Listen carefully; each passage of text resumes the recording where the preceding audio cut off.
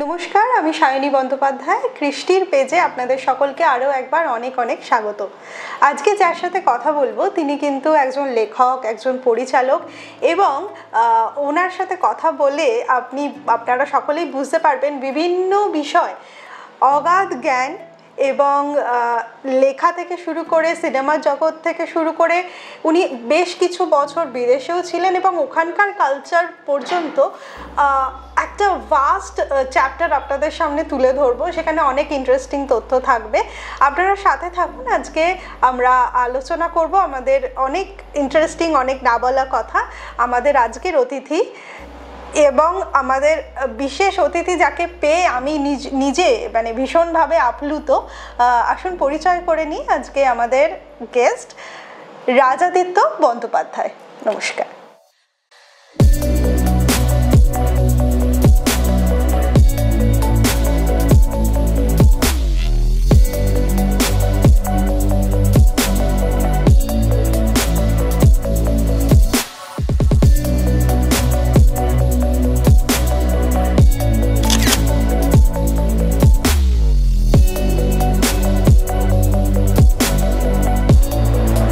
প্রথমে যে প্রশ্নটা দিয়ে শুরু করতে চাই সেটা হচ্ছে যে দীর্ঘ সময় তো বিদেশে আপনি ছিলেন এবং তারপর যখন ফিরে এলেন তখন প্রথম দিকে কি একটু কম্প্যারিজন এসছে যে ওখানে থাকলেই ভালো হতো, ওখানে তো খুব সিস্টেমেটিক সব কিছু, এখানে অতটা নয়, একরকম লাইফস্টাইলে আপনি অভ্যস্ত হয়ে গেছিলেন, এখন এখানে এসে অন্যরকম, এইটা কতটা আপনাকে ভাবিয়েছে একবারও যে ওখানে থাকলেই ভালো হতো, এখানে ভালো লাগছে না? আসলে আমি এমন একজন মানুষ, সত্যি কথা বলতে কি, আমার কাছে কোনো দেশের কোনো অস্তিত্ব নেই। আমি যখন প্রায় 30 বছর ফিনল্যান্ডে কাটিয়েছি, আমার কখনোই মনে হয়নি আমি ফিনল্যান্ডে আছি। আমার মনে হয়েছে আমি একটা দেশে, আমাকে আসতে হয়েছে কাজের জন্য, একটা জায়গায় আসতে হয়েছে একটা কাজের জন্য। সেই জায়গাটার একটা পার্টিকুলার নাম আছে, যেটা ইনসিডেন্টালি ফিনল্যান্ড, এবং আমি চেষ্টা করেছি যে লোকাল সংস্কৃতির সঙ্গে নিজেকে বানিয়ে নিতে। এবং সত্যি কথা বলতে কি, যে আমি তো ব্রেনের ডান দিকটা ব্যবহার করি না, আমি ব্রেনের বাঁ দিকটা ব্যবহার করি। যারা ব্রেনের বাঁ দিকটা ব্যবহার করে তারা ভয়ঙ্কর রকমের ডিসঅর্গানাইজড, তারা ভয়ঙ্কর রকমের অগোছালো, তারা সময় মতো সব কাজ করতে পারে না। এবং ওইখানে একটা সত্যি কথা বলতে কি, ওখানে এত যান্ত্রিক, এত systematic, everything works, the system works. ওখানে মানুষের উপর রিলাই করতে হয় না। অর্থাৎ আমার যদি কোনো ডাক্তার দেখাতে হয়, আমি ওয়েবসাইটে গিয়ে একটা অ্যাপয়েন্টমেন্ট নেব এবং চলে গেলাম। সেখানে কাউকে কাকা, পিসি, জ্যাঠা, জেঠু একটু দেখে দিও, এখানে বলতে হবে রেফারেন্স, এরকম ব্যাপার নেই। সেগুলো কয়েকটা খুবই ভালো ব্যাপার। ওরা সিস্টেমটার উপর ভীষণভাবে নির্ভরশীল। বাস সময় মতো আসে, প্লেন সময় মতো ছাড়ে, দেরি যে হয় না তা না, কিন্তু জেনারেলি কাজের ওয়ার্ক টাইমটাও ভয়ঙ্কর ভাবে স্ট্রিক্টলি 9টা থেকে 5টা। এবং যারা 5টার বেশি কাজ করে, যেমন আমার মতো মানুষ, তাদের অনেকে মনে হতো যে আমি হয়তো মানসিকভাবে অসুস্থ, বা আমার কোনো পরিবার নেই, বা আমি খুবই দুঃখী কেন আমি রাত্রি 8টা অবধি অফিসে থেকে কাজ করব। কিন্তু যেটা হয়েছে সেটা হচ্ছে যে একটা ওখানে থাকার ফলে একটা খুব অ্যাডভান্টেজ আমি পেয়েছি, সেটা হচ্ছে যে অনেক সময় আমার হাতে চলে এলো। যেহেতু আমি অতটা ফ্রি টাইম আমি পেয়েছিলাম, তখন আমি লেখালেখি করতাম, ঘোরাঘুরি করতাম, থিয়েটার দেখতাম, এবং ইভেনচুয়ালি সবচেয়ে বড় কথা যে আমি নিজেকে ডিসকভার করতে পেরেছিলাম যে আমি আসলে একটা কর্পো গাই নই। I am not a corporate man. Corporations যেভাবে চলে, কর্পোরেট যে কালচার, সেই কালচারের সঙ্গে আমার কোনো অ্যাবসলিউটলি কোনো মিল নেই। এবং এই যে সেলফ ডিসকভারির এই যে জার্নিটা, এটা খুব ইম্পর্টেন্ট ছিল। আর আমার বেসিক্যালি আমি যখন দেশে ফিরে এলাম, প্রথম একটু অসুবিধা হতো যে মানুষ, ধরো কাউকে ছোট করে বলছি না, শ্রদ্ধা জানিয়ে বলছি, হয়তো এটাই কিছু মানুষের সংস্কৃতি, সবার না। কেউ আমাকে বললো আচ্ছা আমি আপনাকে কালকে ফোন করবো, তো আমি অটোমেটিক্যালি আমি কিন্তু আশা করছি যে সে ফোন করবে। বা ভারতবর্ষ এমন একটা অদ্ভুত একটা দেশ যেখানে আমার ফোনে বেশি কথা বলতে ইচ্ছা করে না, আমি মেসেজ ভালোবাসি। মেসেজ করে মানুষকে ফোন করে বলতে হয় যে আমি আপনাকে মেসেজ করেছি, ফোন করে বলতে হচ্ছে আমি আপনাকে ইমেল করেছি। অ্যাট দ্য সেম টাইম ভালো দিক যেটা হচ্ছে, সেটা এখনো ইন্টারপার্সোনাল সম্পর্কগুলো যদি কিছু বেঁচে থাকে, যেটা পশ্চিমে গিয়ে ভীষণভাবে মিসিং, সেটা কিন্তু ভারতবর্ষে আছে। আর একটা ব্যাপার বলতেই হয়, সেটা হচ্ছে যে মানুষ তো সে ভারত কি বিদেশ কি ভালো খারাপ মিলিয়ে মিশিয়ে মানুষ, এবং বিশেষ করে যে এখানকার যে শিল্প সাংস্কৃতিক যে আবহাওয়াটা, সেটা কিছুটা কি বলবো, সেটা আমি বলবো যে সেটা কিছুটা পলিউটেড, সেটা কিছুটা সেটা কিছুটা রেস্ট্রিক্টেড, সেটা কিছুটা মনোপলিস্টিক। মানে আপনাকে আপনি যদি বিদেশে কোনো প্রজেক্ট করতে চান, বিদেশে থিয়েটার করতে চান, সিনেমা করতে চান, অর্থ জোগাড় করলেন, থিয়েটার করলেন, এবং সেটা সেই যে করছেন সেই যে সেই এফার্টটা কিন্তু অ্যাপ্রিসিয়েট করতে স্টেট আছে to a certain extent, private individuals আছে। কিন্তু সেখানে শিল্পীদের একটা অদ্ভুত ব্যাপার, আমি একবারও বলছি না এরকম শিল্পী আমাদের দেশে নেই, they are driven more by an energy to create. এবং সেই যে ক্রিয়েশনের এনার্জিটা, সেটা কিন্তু একটা সেই উইলিয়াম ফকনারের উপন্যাসের মতো, মানে নোবেল পাওয়ার পর 6 বছর কিছু লেখেননি, তখন শোনা কথা যে একজন জিজ্ঞেস করছেন, আচ্ছা আপনি তো নোবেল পিস প্রাইজ পেলেন, আপনি এত বড় একজন সাহিত্যিক, আপনি 6 বছরে কিছুই লিখতে পারলেন না? বলুন না, আমি তো কোনো থিম খুঁজে পাইনি। অর্থাৎ এই যে শিল্পীদের যতক্ষণ না থিম পাচ্ছি, আমি করছি না, বা আমার মনে হচ্ছে আমি যেটা সৃষ্টি করছি সেটা মানুষের কাছে আমি পৌঁছাতে পারবো না, সেই ব্যাপারটা কিন্তু আছে।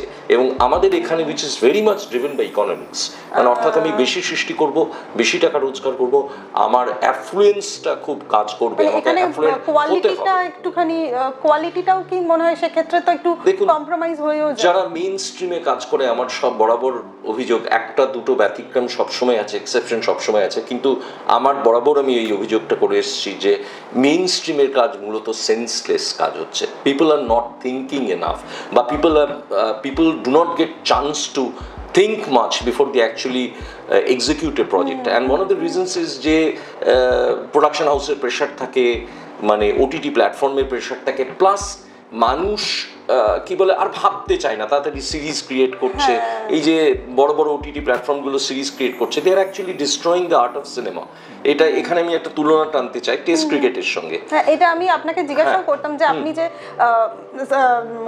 কমার্শিয়াল ফিল্মে তো আপনি মানে কখনো বানাননি, এবং ডকুমেন্টারি আপনি যেগুলো বানিয়েছেন ভীষণভাবে পড়াশোনা করা, ভীষণ একটা রিসার্চ করে বিষয়টা।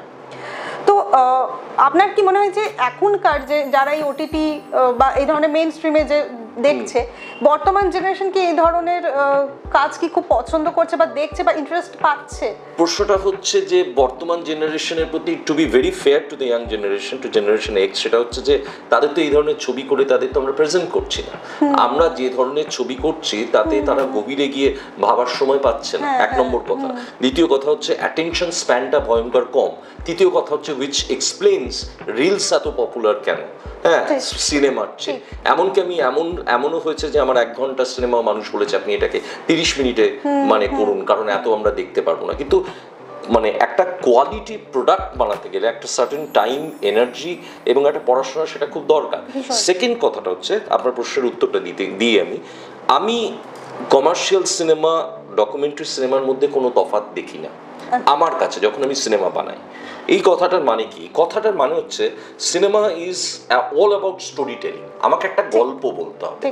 এবার আমি বিশ্বাস করুন, সবচেয়ে বড় ফিডব্যাক যেটা আমি আমার দর্শকদের কাছে পেয়েছি, যেখানেই আমার ছবি দেখানো হয়েছে, সেটা কলেজে হোক, ইউনিভার্সিটিতে হোক, তাঁবু খাটিয়ে হোক, নন্দনে হোক, বড় হলে হোক, ছোট হলে হোক, মানুষকে যদি বলে দেওয়া না হতো যে আপনারা একটা তথ্যচিত্র দেখছেন, তারা কিন্তু কিছুতেই বুঝতে পারতো না, তফাৎ করতে পারতো না সেটা তথ্যচিত্র না ফিচার ফিল্ম। কারণ আমাদের সিনেমা, আমি যে ডকুমেন্টারি বানাই, আমি ভীষণভাবে ইনফ্লুয়েন্সড মাইকেল মুরের সিনেমা ফারেনহাইট 9/11 আমার ভীষণ প্রিয়।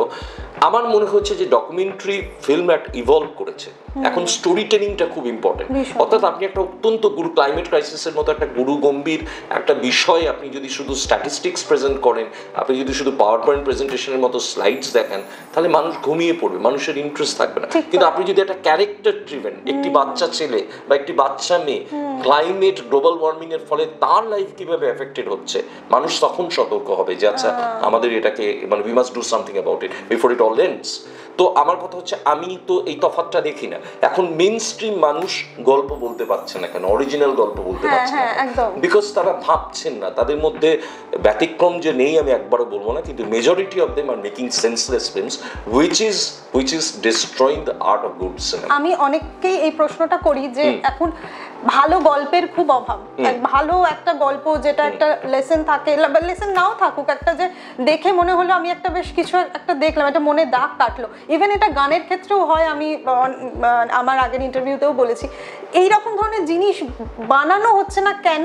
যে আগে যেমনি আগেকার দিনের গান, এখনো আমরা 90s এর গান, 80s এর গান এখনো মনে ভালো লাগে শুনতে, কিছু কিছু সিনেমা পুরনো যেগুলো এখনো দেখতে ভালো লাগে, আমরা ওই একটু উত্তম কুমারেই যদি চলে যাই সেখানেও কিছু কিছু সিনেমা দেখতে, কিন্তু এখন ওই সিনেমা একবার কি দুবার দেখলাম ব্যাস, আর ইচ্ছে করে না যে কিছু দেখার না থাকলে ওই সিনেমাটা আবার দেখি, এরকম হয় না। কিন্তু আপনার এটা তো নিশ্চয়ই মনে হয় যে গল্পের, আমার ভীষণভাবে মনে হয় যে, আবার বলছি ব্যতিক্রম আছে, সব ছবি খারাপ আমি একবার বলবো না, আমার ব্যক্তিগত মতামত হচ্ছে যে মেধা, মনন, চিন্তা, সাহিত্যের উপর দখল, সাহিত্য নিয়ে পড়াশোনা করা, এটা ভয়ঙ্কর ভাবে মিসিং। এমনকি এমন জায়গায় এসে পৌঁছেছি আমরা যে ই বুকে চলে এসেছি, ই বুক থেকে আবার এটাও হয়ে গেছে অডিও বুক, অর্থাৎ আমার আর সময় নেই বইয়ের পাতা উল্টে মানে বইটা পড়া। এবার সেই রকম একটা যখন সংস্কৃতি আমাদের মধ্যে চলে এসছে, এই সংস্কৃতির মধ্যে মানে আমরা এই জেনারেশন যখন বাস করছে, তো আমার মনে হয় ড্রাস্টিক্যালি আমি এই কথাটা ভীষণভাবে বিরোধিতা করি। আমাকে এখানে একজন পরিচালক বলেছিলেন যে খুব মানে অদ্ভুত, আমার হাসি পায় এই কথাটা শুনে। উনি বলেছিলেন এই সমস্ত ফলটা বাংলা দর্শকের দোষটা বাংলার দর্শকদের, কারণ তারা আমরা যে ছবি বানাই সেই ছবি তারা গ্রহণ করছেন। কিন্তু আমি সম্পূর্ণভাবে সে কথাটার বিরোধিতা করি। আমি যদি এমন একটা সিনেমা না বানাই যে সিনেমা দেখে আপনি বা আপনার পরিচিতরা হল থেকে বেরিয়ে 10 বার না ভাবেন, তাহলে সেটা আমার পরিচালক হিসেবে আমার ব্যর্থতা। অর্থাৎ আমি এমন সিনেমা বানাচ্ছি যেটাকে আমি তুলনা করতে পারি একটা বইয়ের সঙ্গে, যেটা আমার রাত্রে ঘুম দরকার, আমার ইনসমনিয়া আছে, আমি একটা ট্র্যাশ বই পড়বো, বই পড়ে ঘুমিয়ে পড়বো, পরদিন সকালবেলা কিন্তু আমার অ্যামনেসিয়া হয়ে গেছে, আমার মনেই নেই বইয়ের থিমটা কি। Exactly this is what is happening two Indian cinema, শুধু বাংলা সিনেমা না, ইন্ডিয়ান সিনেমা। দ্বিতীয় কথা আপনাকে বলি, এটা আমার ব্যক্তিগত মত। দেখুন, ইন্ডিয়া তো একটা কলোনি ছিল ইংল্যান্ডের, আমাদের মধ্যে এই কাস্ট সিস্টেম হায়ারার্কি ব্যাপারটা ছিল। তো আমি কাস্ট সিস্টেম হায়ারার্কির ভয়ঙ্কর বিরোধিতা করি, আমি বিশ্বায়নেরও বিরোধিতা করি। বিশ্বায়নে কি হচ্ছে, একটা ডমিনেন্ট কালচার ছোট ছোট ইন্ডিজিনাস কালচারগুলোকে ধ্বংস করছে। এই যে কাস্ট সিস্টেমটা, এই যে কনসেপ্টে, এই যে একটা হ্যাকনিড কনসেপ্ট, আপনার একটা ভালো সিনেমা বানাতে গেলে ভয়ঙ্কর রকমের একটা বাজেট দরকার, আপনার ভীষণ দামি দামি আপনার ইকুইপমেন্ট দরকার, আপনার বড় বড় স্টার দরকার, তারপরে আপনি সিনেমাটা বানাবেন, তারপরে it will appeal to the people, it will be a big hit. আমি একবারও অস্বীকার করছি না বাজেট দরকার নেই, একবারও অস্বীকার করছি না যে কি বলে আপনার ভালো ক্যামেরা দরকার নেই, ইকুইপমেন্ট দরকার নেই, কিন্তু আমি এখানে গদারের কথা বলতে বাধ্য হচ্ছি। সিনেমা বানাতে শুধু টাকা, তারকা বা ইকুইপমেন্ট লাগে না, সিনেমা বানাতে যেটা লাগে সেটা হচ্ছে ইমাজিনেশন। সেই যেমন অ্যালবার্ট আইনস্টাইন বলেছিলেন, imagination is more important than knowledge. এখন ভারতবর্ষে এমন মানুষ আছেন, এমন টেকনোক্র্যাট আছেন, তারা আইফোন ব্যবহার করতে পারেন, তারা অ্যাপল টেকনোলজিতে সড়গড় অ্যাপল ইউজ করেন তারা, এবং হঠাৎ করে তারা নিজেদের খুব ক্রিয়েটিভ মনে করেন। দেখুন, টেকনোলজি আপনাকে ক্রিয়েটিভ হতে সাহায্য করবে না। Technology cannot make you creative, it will help you to execute your plans, it will help you to execute your project, but it will not make you creative at the end of the day. এক নম্বর কথা। তাহলে 2 নম্বর কথা হচ্ছে, সিনেমাটা আমরা যখন নিজেদের এইভাবে একটা দেওয়াল গড়ে তুলছি নিজেদের মধ্যে, যে আমার বড় স্টার দরকার, আমার 400টা হলে রিলিজ করবে, আমার বড় ওটিটি প্ল্যাটফর্ম দরকার, তো I moving away from the content. আমি কন্টেন্টটা নিয়ে একবারও কিন্তু ভাবছি না যেটা মানুষের কাছে অ্যাপিল করবে কি করবে না। এবং এটা অত্যন্ত আশার কথা, কিছু কিছু ছবি বম্বেতে হয়েছে যেখানে তারা কিন্তু স্টারদের উপর নির্ভর করে ছবি বানায়নি, মানে দে কনসেন্ট্রেটেড অন দ্য স্টোরি, অর্থাৎ কন্টেন্ট ইজ কিং। আমার মনে হয় যে ভারতবর্ষে এত ট্যালেন্ট আছে, আমি নিজে থিয়েটারের মানুষ, এনএসডিতে চলে যান, যে কোনো শহরে চলে যান, আপনি যদি সত্যি সিনেমা বানাতে চান, আপনার তারকার দরকার নেই, আপনি থিয়েটারের ছেলেমেয়েদের নিয়ে আসুন, একটা স্ট্রং গল্প বানান। এবং সবচেয়ে বড় কথা, সরকারের একটা প্রেশার দেওয়া উচিত, যাতে যে লবিটা শুধু মেইন স্ট্রিম সিনেমা প্রমোট করে, যে মিডিয়া শুধু মেইন স্ট্রিম সিনেমা প্রমোট করে, they should also have room for independent cinema. এটা এই যে পরিসরটা, এই যে রেঞ্জটা, এই যে পুরো ব্যাপারটা, এটা একটা মঞ্চের সঙ্গে আমি তুলনা করি, আমি যেহেতু থিয়েটারের মানুষ। এখন ভারতবর্ষে কি হচ্ছে, ভারতবর্ষ একটা বিশাল মঞ্চ, কিন্তু সেই মঞ্চটা হাইজ্যাক করেছেন কিছু মানুষ, বড় বড় প্রোডাকশন হাউস। মানে ইন্টারাপ্ট করছি, এখন মানুষের একটা চিন্তাধারা হয়েছে যে একটা সিনেমা আসছে, সেটা যেটাই হোক না কেন, ওখানে কে আছে, ও চেনা কেউ নেই, তাহলে দেখবো না। এটা কিন্তু খুব কমন মানুষের একটা, ও নেই তাহলে দেখবো না। হয়তো সিনেমাটা পরে ওটিটিতে এলো, যেমনি কিরণ লাপাতা লেডিস, সেটা ম্যাক্সিমাম লোক হলে দেখেনি, কারণ সেখানে কোনো নাম করা কেউ, মানে পরিচিত সেরকম কেউ স্টার নেই। সেটা যখন ওটিটিতে এলো, তখন কিন্তু অনেক মানুষ দেখলো এবং সেটা ভীষণভাবে সাড়া ফেললো। এই জিনিসটা কিন্তু আমি দেখেছি হয় যে একজন সিনেমা বানাতে চাইছে বা এরকম অনেক জন চাইছে, কিন্তু মানে তারা 2 পা এগিয়েও 3 পা পিছিয়ে আসছে যে না স্টার। দেখুন আমি সত্যি কথা বলি একটা, এটা আমার মতামত, আপনি ডিফার করতেই পারেন। I don't think Kiran Rao is a good example, কারণ কথাটা হচ্ছে মানে উইথ ডিউ রেসপেক্ট টু কিরণ জি, খুব ভালো সিনেমা বানিয়েছেন, অস্কারে গিয়েছিল যতদূর আমার মনে আছে, তারপর শেষ অবধি বোধহয় নমিনেশন পাইনি। With due respect to her, সেটা হচ্ছে কিরণ রাও স্টিল একটা ক্লাস অফ পিপলকে রিপ্রেজেন্ট করে যাদের মিডিয়া অন্য চোখে দেখে। এটা তো আপনি অস্বীকার করতে পারবেন না যে লাপাতা লেডিজের ম্যাসিভ মিডিয়া কাভারেজ হয়েছে এবং ভালো সিনেমা, এবং সেটা তো সিনেমার পক্ষে গুড নিউজ, ভালো সিনেমা কাভারেজ পেয়েছে। কিন্তু আমি একই মডেলটা কেন রেপ্লিকেট করছি না with unknown filmmakers, with unknown actors, যারা কিন্তু hellbent on telling an extremely good story which should and certainly does appeal to the Indian masses, কিন্তু they never get the platforms, they never get access to a fair media, তার ফলে তারা ওই তিমিরেই থেকে যায়, অন্ধকারেই থেকে যায়। সেটাও তো কি কোথাও না কোথাও মনে হয় সেই চেনা মুখটার জন্য, সেটা যদি একটা সেলিব্রিটি মুখ থাকতো তাহলে মিডিয়াও ইন্টারেস্ট থাকতো। সেটা কেন? সেটা আমাদের মাইন্ডসেট, সেইটা মাইন্ডসেট। সেটা আমি আপনাকে একটা প্রশ্ন করছি, সকলকে শ্রদ্ধা জানিয়ে আপনাকে একটা প্রশ্ন করছি, আপনার ক্যামেরা ডিওপি কে প্রশ্ন করছি, আপনি এখানে কয়েকজন তারকার নাম জানেন? আমি গত 20 বছর ধরে কানে গেছি, এই তারকারা যখন কানের হাঁটেন, ধরুন রেড কার্পেটে হাঁটেন, আপনার কি মনে হয় ওয়ার্ল্ড অডিয়েন্স তাদের চেনে? চেনে কি? চেনে না। কয়েকজন, ইরফান খান ওয়াজ অ্যান এক্সেপশন, আমি ইরফান খানের কথা বলছি না, যে অনেকেই চেনেন না, তাই তো? তাহলে আমি যদি এমন একটা সিনেমা করি যে সিনেমাটার একটা স্ট্রং কন্টেন্ট আছে, ভালো অভিনেতা আছে, কিন্তু নট নেসেসারিলি স্টার, তার মানে আমি একবারও বলছি না স্টাররা খারাপ অভিনয় করেন, তাদের নেওয়া উচিত না, আমি একবারও সেটা বলছি না। কিন্তু আমার প্রশ্নটা হচ্ছে, প্রথম কথা মানি ইজ লিমিটেড, আমাদের হাতে বাজেট নেই, দ্বিতীয় কথা আমাদের হাতে প্ল্যাটফর্ম নেই, তৃতীয় কথা আমাদের পাশে মিডিয়া নেই, তাই তো? সেই পরিস্থিতিতে আমি কি করতে পারি? সেই পরিস্থিতিতে আমি ভালো অভিনেতা নেব, তাদের সুযোগ দেব, মানে সোশ্যাল মিডিয়াকে ইউজ করে আমি ছবিটাকে স্প্রেড করব, এবং এখানে যদি একটু সরকার যদি একটা স্পেস ক্রিয়েট করেন ফর ইন্ডিপেন্ডেন্ট সিনেমা। এখানে আমি ফিনল্যান্ডের এক্সাম্পলটা দিতে চাই, যেখানে ডকুমেন্টারি সিনেমার জন্য আলাদা করে সিনেমা হল বানানো হয়, যেখানে ডকুমেন্টারি সিনেমা আপনি ফ্রিতে দেখতে পারবেন না, আপনাকে $50 দিয়ে টিকিট কাটতে হবে। অর্থাৎ যদি দুটো দর্শকও থাকে, তার মানে they are very serious about watching documentary films.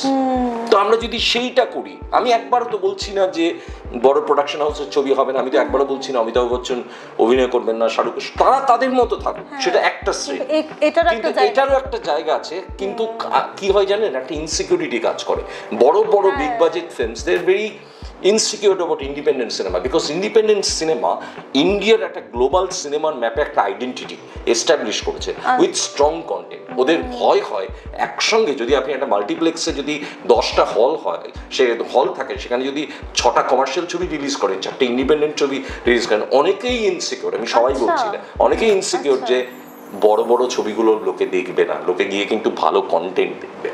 অর্থাৎ at the end of the day, when it all boils down to having a very strong content, a content which will provoke people to think hard, মানে what did I watch, আমি কি দেখলাম, কেন দেখলাম। আপনি commercial cinema দেখুন, আপনি কি ভাবেন এত কিছু, আপনি বাড়ি চলে আসেন, কিন্তু ছবি শেষ হয়ে গেল, আমি পপকর্ন খেলাম, ভালো লাগলো, অনেক টাকা খরচ হলো, বন্ধুদের সঙ্গে আমি সেলফি তুললাম, ফেসবুকে পোস্ট করলাম, আজকে আমি, কিন্তু it's a sad thing, sad reality. বিষয়টা তো আমাকে নাড়াই দিল না, আমার মনের অবধি তো এলোই না, আমাকে ভাবালো না দুবার যেটা কেন বললো, কি হলো বিষয়টা। এবং আমি এখানে পার্সোনালি আমি একটু হতাশ and disappointed with Indian people, যে সাধারণ মানুষ, জানেন যত সাধারণ মানুষের সঙ্গে মিশেছি ওয়ার্ল্ড ওয়াইড, আমি শুধু ইন্ডিয়া বলবো না, এই ধরুন কিছুদিন আগে আমাদের মিডল ইস্টে বিরাট একটা কনফ্লিক্ট হলো, তখন মানুষের প্রথম কনসার্নটা হচ্ছে তাহলে কি তেলের দাম বাড়বে, তেলের দাম যদি বাড়ে তাহলে আমার খাবারের দাম বাড়বে, কিন্তু দে আর নট ইভেন থিঙ্কিং ওখানে কত বাচ্চা, মানে কি বলে 4986টা বাচ্চা, আমি জানি না আপনি ফলো করেছেন কিনা, এবার কান ফিল্ম ফেস্টিভ্যালে কিন্তু জুলিয়ান আসাঞ্জ এসেছিলেন, জুলিয়ান আসাঞ্জ কিন্তু এসে একটা টি শার্ট পরেছিলেন, সেখানে 4000, আমার নম্বরটা ঠিক মনে নেই, মানে কোট আনকোট 4986 জন বাচ্চা যারা বোমা পড়ে যারা মারা গেছে, এবং প্রত্যেকের বয়স কিন্তু 5 বছরের নিচে। তো আমার কথা হচ্ছে যুদ্ধ ব্যাপারটা ভালো না, এটা আমাদের ফোকাস হওয়া উচিত, রাদার দ্যান যুদ্ধ হচ্ছে আমি তো অনেক দূরে আছি, আমাকে এফেক্ট করছে না, তেলের দাম বাড়লে কি হবে। সে আইনস্টাইনের কথাটা, আবার আমি আইনস্টাইনের কথায় ফিরে আসছি, world will be destroyed by those who will only watch and not do anything. Anything to save the planet. হ্যাঁ, আমার এক্স্যাক্টলি সেন্টেন্সটা মনে নেই, কিন্তু যারা মিয়ার দর্শক, নীরব দর্শক, আজকে তাদের জন্য কিন্তু পৃথিবীর অবস্থা খুব খারাপ। আজকে ধরুন ইন্ডিপেন্ডেন্ট সিনেমার তো একটা মুভমেন্ট হতে পারতো, মানুষ যদি বলে আমরা ছবিগুলো দেখবো না, আমরা এই ছবি রিজেক্ট করি। আমি তো ছবির ক্ষেত্রে আমি যাচ্ছি না, আমি জেনারেল লাইফস্টাইলের কথা বলছি। মানুষ তো নিজেরটা ব্যাপারে ভীষণভাবে আত্মকেন্দ্রিক হয়ে গেছে, যে আমারটুকু আমি সেফ আছি, বাকি যা হচ্ছে হোক। ইভেন বন্ধুদের ক্ষেত্রে এখন এই বিষয়টা হয়ে গেছে, বাবা ও ফোন করছে তার মানে কিছু দরকার আছে, বাবা আমি এখন ওর ফোনটা তুলব না। মানে মানুষ এইরকম একটা মেন্টালিটিতে চলে এসছে। সেখানে তো আমরা একটা অনেক বৃহত্তর বিষয় নিয়ে কথা বলছি, যে সিনেমায় তার জন্য তো একটা উদারতা দরকার হয়, সেই উদারতা নেই। এবং এই যে আপনি মডেলটার কথা বলছেন না, যে এটা ফোন এলে সাহায্য দরকার, বা আমি আমার মধ্যেই থাকবো, আমার সামগ্রিক জীবন নিয়ে আমি ব্যস্ত থাকবো, বা আমি মি মাইসেলফের মধ্যে আমি কনফাইন থাকবো, সেটার কিন্তু একটা বিরাট বড় এই মানসিকতার কারণটা কিন্তু গ্লোবালাইজেশন। যে কথাটা আমি বারবার বলি, আপনি আজকে গ্লোবালাইজেশনে বেনিফিট পাচ্ছেন মোবাইলে, হোয়াটসঅ্যাপে যে কোনো সময় একটা ভিডিও কল করতে পারেন। কেউ অ্যালাস্কাতে থাকতে পারে, কেউ নিউ ইয়র্কে থাকতে পারে, লন্ডনে থাকতে পারে, সিঙ্গাপুরে থাকতে পারে, মুহূর্তের মধ্যে আপনি তাকে দেখতে পাচ্ছেন, কথা বলতে পারছেন, সব ভালো ব্যাপার। একটা ইমেল পাঠিয়ে দিতে পারছেন, সমস্ত কিছু ভালো। একটা ট্রিটমেন্টের ফেসিলিটি পাচ্ছেন, অনলাইন ট্রিটমেন্ট হচ্ছে, সব ভালো কথা। কিন্তু আপনি কখনো ভেবে দেখেছেন যে এটার মধ্যে একটা অন্তর্নিহিত একটা মানে আছে? এটা একটা অদ্ভুত কালচার প্রমোট করছে, অর্থাৎ পৃথিবীর মানুষ এক ভাষায় কথা বলবে, পৃথিবীতে একটাই সংস্কৃতি থাকবে, পৃথিবীতে লোকাল বা ইন্ডিজিনাস বা কি বলে কালচারসের কোনো অস্তিত্ব থাকবে না, পৃথিবীতে ছোট কিরানা শপস থাকবে না, ছোট ছোট দোকান থাকবে না। আমরা ইনক্রিজিংলি সমস্ত কিছু অনলাইন থেকে কিনবো, আমরা ইনক্রিজিংলি আমরা কিন্তু ইন্টারনেটের উপর ডিপেন্ডেন্ট হয়ে আমরা মাল্টিন্যাশনাল থেকে প্রোডাক্ট কিনবো, এবং ইনিশিয়ালি সেই প্রোডাক্টগুলো কিরানা শপের চেয়ে অনেক কম দামে সেই বড় বড় মাল্টিন্যাশনালসরা বিক্রি করবে। যতদিন না ওই কিরানা শপগুলো উঠে যাচ্ছে, তারপরে কিন্তু তারা ম্যাসিভ প্রফিটস করবে। অর্থাৎ একটা শ্রেণীর হাতে, মানে 99% মানুষের ওয়েলথ কিন্তু একটা শ্রেণীর হাতে চলে গেছে। সেখানে কি হচ্ছে, আমি এটা বলতে বাধ্য হচ্ছি, যেহেতু আমি বিশ্বায়ন বিরোধী একজন ক্যাম্পেনার, বিশ্বায়নকে এখানে আমি বিরোধিতা করি।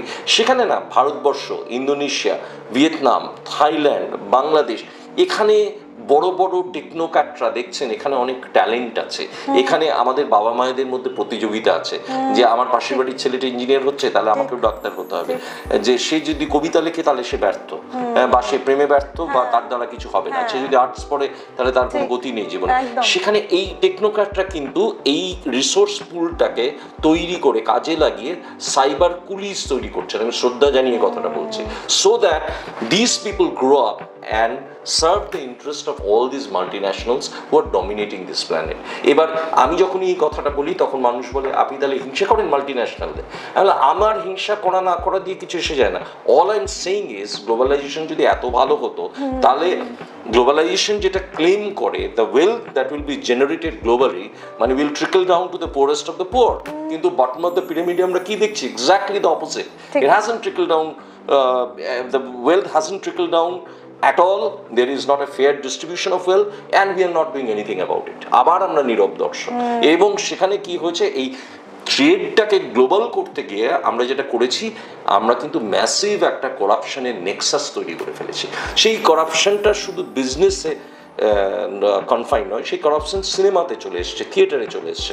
অর্থাৎ যারা ধরুন সিনেমা পরিবেশনা করছে, তারা চাইছেন কিন্তু একটা হলিউডের স্টুডিওর ছবি করতে, তারা কিন্তু চাইছেন বম্বে যশরাজের একটা ছবি আমি চালাতে চাই, কারণ তাহলে আমি বেশি প্রফিট করবো। তাহলে আপনি কাউকে ব্লেম করতে পারছেন না। কিন্তু সিস্টেমটা এমনভাবে, আপনি যদি খুব ভালোভাবে দেখেন, এই যে আপনি ইউটিউবে এইটা কাজ করছে, ইউটিউব তো প্ল্যাটফর্মটা বেনিফিট করছে, কিন্তু we are not thinking about creating a platform like YouTube. আমরা কেউ কিন্তু ভাবছি না, কিন্তু ইউটিউবে আমরা প্ল্যাটফর্মটা দিচ্ছি, কিন্তু YouTube is making all the money. এখানে আপনারাও করছেন কিছু কিছু, কিন্তু কথাটা হচ্ছে এন্ড অফ দ্য ডে, কিন্তু আমি এটা জোর গলায় বলছি, দায়িত্ব নিয়ে বলছি, ইন্ডিপেন্ডেন্ট সিনেমা ইজ ডাইং। যত ইন্ডিপেন্ডেন্ট সিনেমা হতো, যত ইন্ডিপেন্ডেন্ট সিনেমা হবে, সেটা মৃত্যুর কোলে ঢলে পড়ছে, এবং we are responsible for it. মানে এটা একটুখানি এবার বোধহয় সময় এসছে মানুষকে একটুখানি জেগে ওঠার। যে নিশ্চয়ই, আমি তো দেখুন, আমি কোনো কমার্শিয়াল, আপনি আমাকে পাগল বলতে পারেন, উন্মাদ বলতে পারেন, আমি এখানে জন পিলজারের কথা বলবো। জন পিলজার কোনো খবরের কাগজ পড়েন না। According to hmm media is biased. মানে মানুষ যখনই মিডিয়াতে খবর দেখছে, শ্রদ্ধা জানিয়ে বলছি, সবাইকে বায়াসড বলছি না, বারবার বলছি, মানুষ যখনই একটা খবর দেখছে মিডিয়াতে, মানুষের একটা এবিলিটি ভয়ঙ্করভাবে missing. What is that ability? Ability to read between the lines. আচ্ছা, তাহলে আমি আরো 4টে মিডিয়া দেখি, আরো 5টা মিডিয়া হাউস দেখি, খবরটা ট্যালি করছে কিনা, বা যদি 5জনই একই কথা বলছে কেন একই কথা বলছে, বা আরেকটা অল্টারনেটিভ ভয়েস শুনি। আমাদের এখানে অল্টারনেটিভ ভয়েস কোথায়? অল্টারনেটিভ ভয়েস তো কোনোদিন এনকারেজ করে না। এখানে নিউট্রালিটি বলে কোনো শব্দ নেই ভারতবর্ষে। ইউর আইদার, মানে সেই জর্জ ডাব্লিউ বুশের কথাটার মতো, your either for me or your against me. তাহলে কথাটা হচ্ছে সেখানে কি হচ্ছে, সেই পরিসরে তো আমরা we are squeezing all the space and what we are doing is we are killing all these independent voices. আমরা কিন্তু স্বাধীন ভয়েসগুলোকে মেরে ফেলছি। ঠিক কথা, এটা আমার বক্তব্য, and we are not doing anything about it. জন পিলজারের মতো আমরা হতে পারি, যিনি মিডিয়া ছুটছেন না, হ্যাঁ, অথচ one of the finest brains আমরা কিন্তু জাফর পানাহির মতো হতে পারছি না, সিস্টেমের বিরোধিতা করে কেকের মধ্যে এসডি কার্ড পাঠিয়ে, মানে এসডি কার্ড দিয়ে কানে পাঠিয়ে আমরা ছবি, সেটা কিন্তু সেই ধরনের রেভলিউশনারি ফিল্ম মেকার কিন্তু 1-2 বাদে কিন্তু আমাদের ভারতবর্ষ থেকে সেইভাবে বেরোচ্ছে না। আছেন, নিশ্চয়ই আছে, কিন্তু সংখ্যাটা এত কম সেটা উল্লেখ করার মতো। আমি আপনার প্রসঙ্গ ধরে একটা বলি, যেহেতু আপনি ছোট থেকেই তো একটা লেখালেখি সংস্কৃতির পরিবেশে বড় হয়েছে, বাবা আনন্দমেলা পত্রিকার সম্পাদক ছিলেন, আপনার কখনো মনে হয়েছে একটা পাবলিশিং হাউস খোলার বা এরকম কিছু প্রকাশনার বই বানানো ছাড়া এই জগতে আসার কথা? অ্যাকচুয়ালি আমি অঙ্কে 43 পেয়েছিলাম মাধ্যমিকে। তো আমি অঙ্কে 43 পেয়েছিলাম, তো আমি অঙ্কে ভয়ঙ্কর রকমের কাঁচা, অঙ্ক পারি না। সুতরাং এর আগেও এরকম হয়েছে যে বন্ধু বান্ধব আমাকে তাদের কোম্পানিতে ইনভলভ করেছে, এবং তারপরে তারা দেখেছে যে আমার দ্বারা খুব বেশি হলে ছবি আঁকা হতে পারে, গান গাওয়া হতে পারে, বা অভিনয় হতে পারে, বা থিয়েটার বা সিনেমা হতে পারে, কিন্তু ব্যবসা বলে যে বস্তুটা, যে মানুষকে বুঝিয়ে কনভিন্স করে একটা প্রফিট কর, সেই ব্যাপারটা আমার মধ্যে কোনোদিনই ছিল না। সুতরাং পাবলিকেশন হাউস চালানো, আমি নিজেই এত অগোছালো, ভাগ্যিস আমি চালাইনি, লেখকের পাণ্ডুলিপি হারিয়ে ফেলতাম, হ্যাঁ, বা আমি নিজে পড়ে এত ভালো লাগতো যে আমি হয়তো সেটা নিয়ে বই করার বদলে আমি সেটা নিয়ে ক্যামেরা নিয়ে সিনেমা করতে চলে যেতাম, বা বাপ্পাদাকে বলতাম, দেখো দাদা, বাপ্পাদা এত বিখ্যাত একজন ফিল্ম মেকার ছিলেন, এত ভালো ভালো বিষয়ে ছবি করছেন, দেখো একটা মারাত্মক বিষয়, যে চলো আমরা মানে এটা নিয়ে একটা ছবি করি। তো আমি কোনোদিন কিন্তু ভাবিনি যে বিজনেসটা কখনো, মানে বিজনেস করতে প্রচুর স্কিলস দরকার হয়, মানুষকে ভয়ঙ্কর ডিসিপ্লিন হতে হয়, ভয়ঙ্কর কি বলবো, একটা বুদ্ধি দরকার, একটা স্ট্রিট লেভেলের স্মার্টনেস দরকার। তো I always consider myself as an alien. আমি অন্য গ্রহ থেকে ভুল করে এই গ্রহে চলে এসেছি, সুতরাং business was never my cup of টি।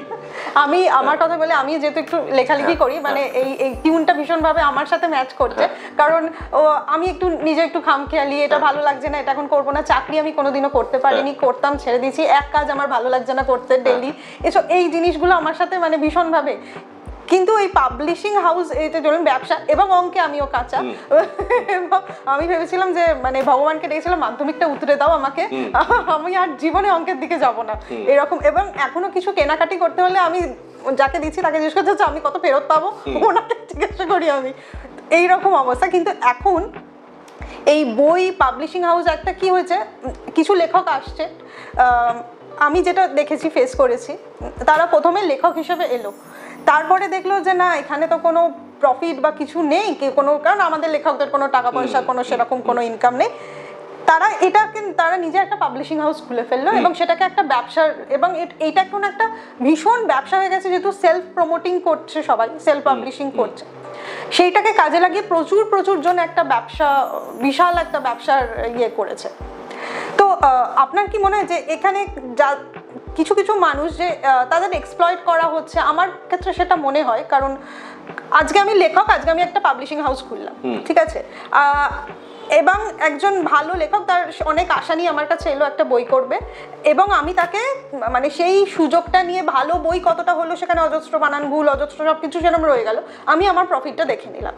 এইটা কিন্তু ভীষণভাবে কষ্ট দেয়। সেটা মানে আপনার কি মনে হয়, এটা আপনি কি খেয়াল করেছেন? আমাকে এই ক্যামেরার সামনে আছি, খুব সাবধানে কথা বলতে হবে, কারণ আমি এত প্রকাশকের সঙ্গে কাজ করি। তবে আমার একটা কথা হচ্ছে, হ্যাঁ নিশ্চয়ই সবাইকে তো সৎ আমরা বলতে পারি না, অসাধু মানুষ কিছু আছেন, কিন্তু বহু মানুষ আছেন খুব নিষ্ঠা নিয়ে কাজ করেন, বহু মানুষ আছেন খুব নিষ্ঠা নিয়ে কাজ করেন, তারা কিন্তু পাবলিশিং হাউসটাকে, প্রকাশনা সংস্থাকে কিন্তু তারা ব্যবসা হিসেবে দেখেন না, তারা তাদের সেটাকে সন্তানের মতো। যেমন আমি শুভ বন্দ্যোপাধ্যায়, সেজুতি বন্দ্যোপাধ্যায়ের কথা বলি, ধানসিঁড়ি, সুদীপ্তা সর্বজ্ঞ, অভিষেক আইচ, এদের কথা বলি, যে এদের কাছে না মানে কালকে ধরুন এই যেমন কোভিডের লকডাউনের সময় আমার মনে হয় এটা আমি জানি না ওরা কি ফিল করে, কিন্তু আমার ওদের সঙ্গে মিশে মনে হয়েছে যে লকডাউনের সময় ওদের ভয়ঙ্কর অসুবিধা হচ্ছে। অর্থনৈতিক অসুবিধা শুধু নয়, যে এই যে আমি অফিস যাচ্ছি না, এই যে আমি প্রুফ দেখছি না, বা এই যে ছাপাখানা বন্ধ, এই যে বই বেরোবে না, সুতরাং এটা কিন্তু much much much much much more than a business. হ্যাঁ, ইট গোজ বিয়ন্ড একটা ইমোশনাল জায়গা, যেখানে ইমোশনালি ওরা ইনভলভ হয়ে গেছে, কিন্তু তার ফলে তারা ভালো বই করতে পারে। কিন্তু আমি আপনার কথায় মানে সহমত পোষণ করছি, বহু মানুষ আছেন সিনেমার জগতে, সাহিত্যের জগতে, এই প্রকাশনার জগতে, যারা জাস্ট দূষণ ছড়িয়ে বেড়াচ্ছেন, এবং দূষণ তাদের সংখ্যাটা তো বেশি হয়ে যাচ্ছে যে যারা ভীষণ সেই কি বলে ভয়ঙ্কর রকমের অপটিমিস্ট ছিলেন, তারাও ভাস্কর চক্রবর্তী সেই দুটো শব্দ বলতে বাধ্য হচ্ছে, আমরা চিয়ারফুল পেসিমিস্ট, হ্যাঁ বলতে তারা বাধ্য হচ্ছে। তো I hope, I can only pray যে পরিস্থিতি মানে ইমপ্রুভ করবে, কিন্তু unlikely, very very very very unlikely. এবং আরেকটা কথা হচ্ছে যে আমার যেটা মনে হয় পাঠকও কিন্তু সেইভাবে কিন্তু বিরাট ভালো সাহিত্য পড়ছে তা আমার মনে হয় না। বিশেষ করে আমি কবিতার কথা বলি, যেসব কবিতা মানে নিয়ে বহু মানুষ নাচানাচি করেন, সেটা আইদার মোটিভেশনাল কোট, না হলে সেটা একটা স্টেটমেন্ট, না হলে সেটা একটা মানে কি বলে অ্যাবসলিউট নাথিং, যেটা নিয়ে মানে আমার খুব অবাক লাগে। আমি দেখি যে 6,500 লাইক, 7,000 লাইক, এখন তো লাইক দিয়ে মানুষের সাফল্য বিচার করা হয়, তো অমুক লাইক তমুক লাইক, আহা, আর কত রকম ফেসবুকে কত রকম স্ট্র্যাটেজি মানুষ কি বলে বার করেছেন, যে আমি মানে এগুলো, এটা নিয়ে আমার একটা সিনেমা করার ভীষণ ইচ্ছা আছে, যে একজন কবি, সে কিছুই লেখেনি লিটারালি, তার হয়তো বড়জোর খুব বেশি হলে একটা কি দুটো বই, কিন্তু সে প্রায় 1000 কবিকে সে লাইক দিয়ে যাচ্ছে এবং কমেন্ট করে যাচ্ছে, আহা অপূর্ব, আহা অপূর্ব করে করে তাদের রেসিপ্রোকেট করতে বাধ্য করছেন, এবং রেসিপ্রোকেট করতে বাধ্য করার ফলে কি হচ্ছে, তার নেটওয়ার্কটা আস্তে আস্তে বাড়ছে, এবং উনি আশা করছেন, স্বপ্ন দেখছেন একদিন এই সমস্ত মানুষই বড় বড় প্রকাশনা সংস্থার হেড করবেন বা বড় বড় পত্রিকায় বসে থাকবেন, তাহলে আমার লেখাটা হবে। অর্থাৎ এখানে একটা মানে লেখাটা গৌণ, বিজনেস স্ট্র্যাটেজিটা খুব ইম্পর্টেন্ট। আরেকটা ফেসবুকে আরেকটা জিনিস যেটা খুব হয়, দেখুন আপনি একটা কবিতা যদি পোস্ট করেন, ওটা হয়তো মানুষ পড়লো না, ইগনোর করে, কিন্তু আপনি তার সাথে যদি একটা ছবি দেন, আমি তো বলি এটা ছবিটা ছবিটা বেশি, ছবিটা দেখার পরে তখন কি লিখেছে ক্যাপশন, তখন হয়তো লেখাটা পড়বে। কারণ মানুষকে কবিতার প্রতি বা একটা লেখার প্রতি মানে অ্যাট্রাক্ট করাটা একটা ইটস আ হিউজ টাস্ক এখন, এটা হয়ে দাঁড়িয়েছে। হ্যাঁ, এবং এটা মজার কথা, এবং মজার কথা হচ্ছে এইভাবে তাহলে কি হচ্ছে, আমি আগেই বললাম আপনাকে ইউরোপের কিছু কিছু শিল্পীর কথা, যেমন ধরুন আমি একজন স্কাল্পটারকে চিনি ইউরোপে, তো ওনার কাছে সবচেয়ে বড় সমস্যা হচ্ছে যে আমি যখন সৃষ্টি করলাম, বা ধরুন এখানে কলকাতায় রামকুমার মান্না, এত বড় একজন স্কাল্পটার, এত অসাধারণ সব কাজ করেছেন রামকুমার মান্না, রামদার কাছেও একটা খুব বড় চ্যালেঞ্জ, যখন আমি একটা মাটির মূর্তি গড়ে তুললাম, এরপরে আমি কি করব, মানে সে তো একজন জেনুইন শিল্পী, উনি তো সেল করতে জানেন না। অর্থাৎ শিল্পীরা যেন বিজ্ঞানী একটা কিছু ইনভেন্ট করলেন, আবিষ্কার করলেন, কিন্তু বিজ্ঞানী সেলসম্যান না, এবার সে কি করে। হ্যাঁ, এবং এরকম ডাইনোসর কিছু কিছু কবি আছেন যারা নিজেদের বিক্রি করতে পারেন না, তারা কিন্তু ভালো কবিতা লিখছেন, কিন্তু কবিতা লিখে তারা কনফিউজ, তারা জানেন না এর পরবর্তী স্টেপটা কি। এবং আদর্শবাদী কবিদের মানে তারা আস্তে আস্তে মৃত্যুর কোলে ঢলে পড়ছেন, কারণ তাদের যদি কোনো কবিতা ভালো না লাগে, তাদের বিবেক তাদের আটকায় লাইক দেওয়াতে, বা বিবেক তাদের আটকায় আহা উহু করা থেকে। এবার প্রশ্নটা হচ্ছে তাহলে সেই সংখ্যাটা কতটা কমে আসছে, আপনি বলবেন, যেমন আপনি বললেন ছবিটা, তাহলে ছবিটা দেখে তাহলে তার মানে কেউ কন্টেন্টটা পড়ছে না ছবিটা দেখে। এবং বিশেষ করে সে যদি, মানে আমি একদম সেক্সিস্ট কথা বলতে চাই না, কিন্তু আপনি ভাবুন সেই যে ছবিটার কথা বললেন, সেই ছবিটা যদি কোনো সুন্দরী মহিলার হয়, মারাত্মক সুন্দরী মহিলার হয়, তাহলে আমি সেই ছবিটা দেখবো, সেই ছবিটা দেখে আমার খুব মনে হবে সেখানে লাইক আসবে, সেখানে শেয়ার হবে। কিন্তু এই কথাগুলো বলার জন্য আমি বুঝে পাই না কেন মানুষ এগুলো বলতে পারে না, কেন মানুষ, এবং এটা নিয়ে বেশি ভাবাও উচিত না। At the end of the day আপনাকে সৃষ্টি করে যেতে হবে, কিন্তু এটা very sad state of affairs. মানে এই যে সোশ্যাল মিডিয়া, আমি আপনাকে একটা গবেষণার কথা বলি, আমেরিকাতে গবেষণা করে দেখা গেছে যে সোশ্যাল মিডিয়া এন্ড ডিপ্রেশন মানে এরা একদম ওতপ্রোতভাবে জড়িয়ে আছে। এই প্রকৃত শিল্পীরা যদি কয়েক ঘন্টা ফেসবুকে নিউজ ফিডে কাটান, তারা প্রকৃত শিল্পী। আই কোট, মানে আমি একজনকে কোট করে বলছি, নাম বলতে চাই না, যদি তারা নিউজ ফিডে 2-3 ঘন্টা কাটান, তারা অবসাদে ভুগবেন। কারণ যে শিল্পের মান যেভাবে পড়ে গেছে, যেভাবে গোষ্ঠী হয়ে গেছে, আমরা বলছি রাজনৈতিক দলের গোষ্ঠীদ্বন্দ্ব, কেন কবিদের মধ্যে গোষ্ঠী নেই, ডাক্তারদের মধ্যে আপনার কার্টেল নেই, আপনার ইঞ্জিনিয়ারদের মধ্যে কার্টেল নেই, তাহলে আমরা কবিদের ক্ষেত্রে এটা বলতে পারছি না কেন? তাহলে তখন সেটা কিন্তু সে কিন্তু হতাশ হয়ে যাবে, কারণ বিশেষ করে তার যদি কোনো লবি না থাকে তাহলে সে যাবে কোথায়? এবার তাহলে সে যাবে কোথায়? এবং আরো মজার কথা হচ্ছে যে এরকমও আমি দেখেছি, এরকম কবিও জানি যারা সুন্দর কবিতা লিখেছেন, বই প্রকাশ করুন, কিছু বইটা প্রকাশ করার পরে বইটা কিভাবে মার্কেটিং করা হবে, মানুষের কাছে পৌঁছাবে, সেটা তারা জানেন না এবং তাদের জানারও কথা নয়। সেখানে কিন্তু যে পরিমাণ সাহায্য তাদের পাওয়ার কথা পাঠকের কাছ থেকে, সে পরিমাণ সাহায্য কিন্তু তারা পাচ্ছে না, কারণ পাঠক কিন্তু ওই রিলস মেন্টালিটি থেকে বেরোতে পারছে। অর্থাৎ আমি সেই আপনার ছবিটা ভারী সুন্দর বললেন, এটা ছবিটা মানে মানে এমন ভাবে মাথায় ঢুকে গেছে যে আর তখন কবিতাটা খুব গৌণ হয়ে ঠিক কথা, ঠিক কথা, দুঃখের বিষয়। এবং আরেকটা হার্শ রিয়েলিটি আমি বলছি, এটা আমি কার কম বেশি সবাই এটা এক্সপিরিয়েন্স করেছে, যখন বইমেলা একটা বই বেরোলো এবং আমি আমার বন্ধু বান্ধব চেনা পরিচিত সবাইকে বললাম অমুক স্টলে আমার বইটা পাওয়া যাচ্ছে, তোরা একবার আসিস। দূর থেকে দেখে স্টলটা দেখে মানে চলে যায়, যদি বইটা আবার কিনতে হয়, মানে এটা একটা খুব দুঃখজনক বিষয়। সেটা মানে তারা হয়তো এলো, কিন্তু আমি একটু এক্ষুনি আসছি রে, একটুখানি কাজ আছে বলে একটা বই, সেটার কত দাম হতে পারে, কিন্তু সেখানে একটা ফিশ ফ্রাই হয়তো তার বেশি দাম দিয়ে খাচ্ছে, কিন্তু বই কিনে পড়ছে না। এদিকে বইমেলায় এসে একটা স্ট্যাটাস না দিলে ওদের মানে থাকছে না যে আমি ভীষণ একটা বই প্রেমী। এটাও আমাদের মনে হয় একটা খুব কষ্টের জায়গা। ঠিক কথা বলেছেন, একটা কার্টুনের কথা মনে পড়ছে যে বইমেলার শেষে যারা ফুড স্টল ওনার তারা BMW চেপে যাচ্ছে, আর যারা বুক সেলার তারা হেঁটে হেঁটে একদম। এবং এটা একটা ব্যাপার। আরেকটা মজার কথা বলি আপনাকে, শ্রদ্ধা জানিয়ে বলছি, বারবার বলছি, এক্সেপশনস আছে, আমাকে যেন মিসকোট না করায়। আমি এবার একটা মজার জিনিস দেখেছি বইমেলাতে। আমি দেখেছি যে অনেক লেখক বইয়ের স্টলের বাইরে দাঁড়িয়ে আছেন সারা দিন, বিভিন্ন স্টলের বাইরে দাঁড়িয়ে আছেন, বাইরে দাঁড়িয়ে তারা অপেক্ষা করছেন কখন পাঠক ঢুকবে, এবং সেই পাঠক ঢুকে তারা সেই হামলা করার মতো সেই ঝাঁপিয়ে পড়ছেন আর কি, যে আপনি এই বইটা দেখেছেন। মানে আমি একটি স্টলে গেছিলাম, সে ভদ্রলোক বলে আপনি এই বইটা দেখেছেন, আপনি জানেন না এই বইটার কথা? না, আমি অপরাধ করে ফেলেছি, মানে আমার জানা উচিত ছিল, তাহলে আমার কি করা উচিত? না আপনি শোনেননি? আমি বললাম না আমি শুনিনি। না তাহলে যদি না শুনে থাকেন তাহলে আপনাকে এক্ষুনি অবিলম্বে এটা কিনতে হবে। আমি বললাম ঠিক আছে, আমি যদি কিনি কি আমি কি মুক্তি পাবো বা কিছু ডিসকাউন্ট পাবো? কারণ অলরেডি আমি বিভিন্ন স্টল থেকে, মানে আমার কপালে লেখাই আছে মেস উইথ মাই লাইফ, তো আমার কপালে লেখা আছে দূর থেকে মানুষ দেখতে পায় এই যে ছাগলটা আসছে, mess with is life, mess with is life. তো আমি ঠিক আছে, আমি কি তাহলে মুক্তি পাবো? হ্যাঁ, আপনি 10% ছাড়ও পাবেন। আচ্ছা ঠিক আছে। এবং যে মুহূর্তে বইটা বিক্রি হয়ে গেল, আবার সে পরের খদ্দেরের দিকে চলে গেল। আমি তখন হ্যাঁ তারা লেখক। আমি তখন বলছি এই ভদ্রলোক কি, উনি কি সেলসম্যান না লেখক? বলছি লেখক প্লাস সেলসম্যান। অর্থাৎ আপনাকে যদি ভালো লেখক হতে হবে, আপনাকে ভালো সেলসম্যান হতে হবে। এবং আমার মনে হয়, এবং সেটা শুধু পুরুষ না, মহিলাদের ক্ষেত্রেও আমি দেখেছি, মহিলারা দাঁড়িয়ে আছেন, সই করে যাচ্ছেন, ছবি তুলছেন, এই করছেন, মানে তার মানে কি এটা কি একটা স্টারডম, মানে একটা স্টার সিস্টেম ক্রিয়েট করা? এটা আমাকেও, মানে আমার যখন বই বেরোলো, আমাকে একজন, যেহেতু আমি বিভিন্ন জনের সাথে পরিচয়, আমি ঘুরে ঘুরে মানে বিভিন্ন কোথায় কে বই বের করেছে, কি নতুন বই, আমি একটু অনামী লেখকদের বই একটু ঘেঁটে দেখার চেষ্টা করি। এবং আমাকে একজন পাবলিশার বললেন তুমি তোমার স্টলে নেই, তোমার বই বিক্রি হবে কি করে? তাহলে তুমি স্টলে গিয়ে বসে থাকো। আমি স্টলে গিয়ে বসলে বই বিক্রি হবে? যে যার বই দেখে দুটো পাতা উল্টে ভালো লাগবে সে তো এমনিই নেবে।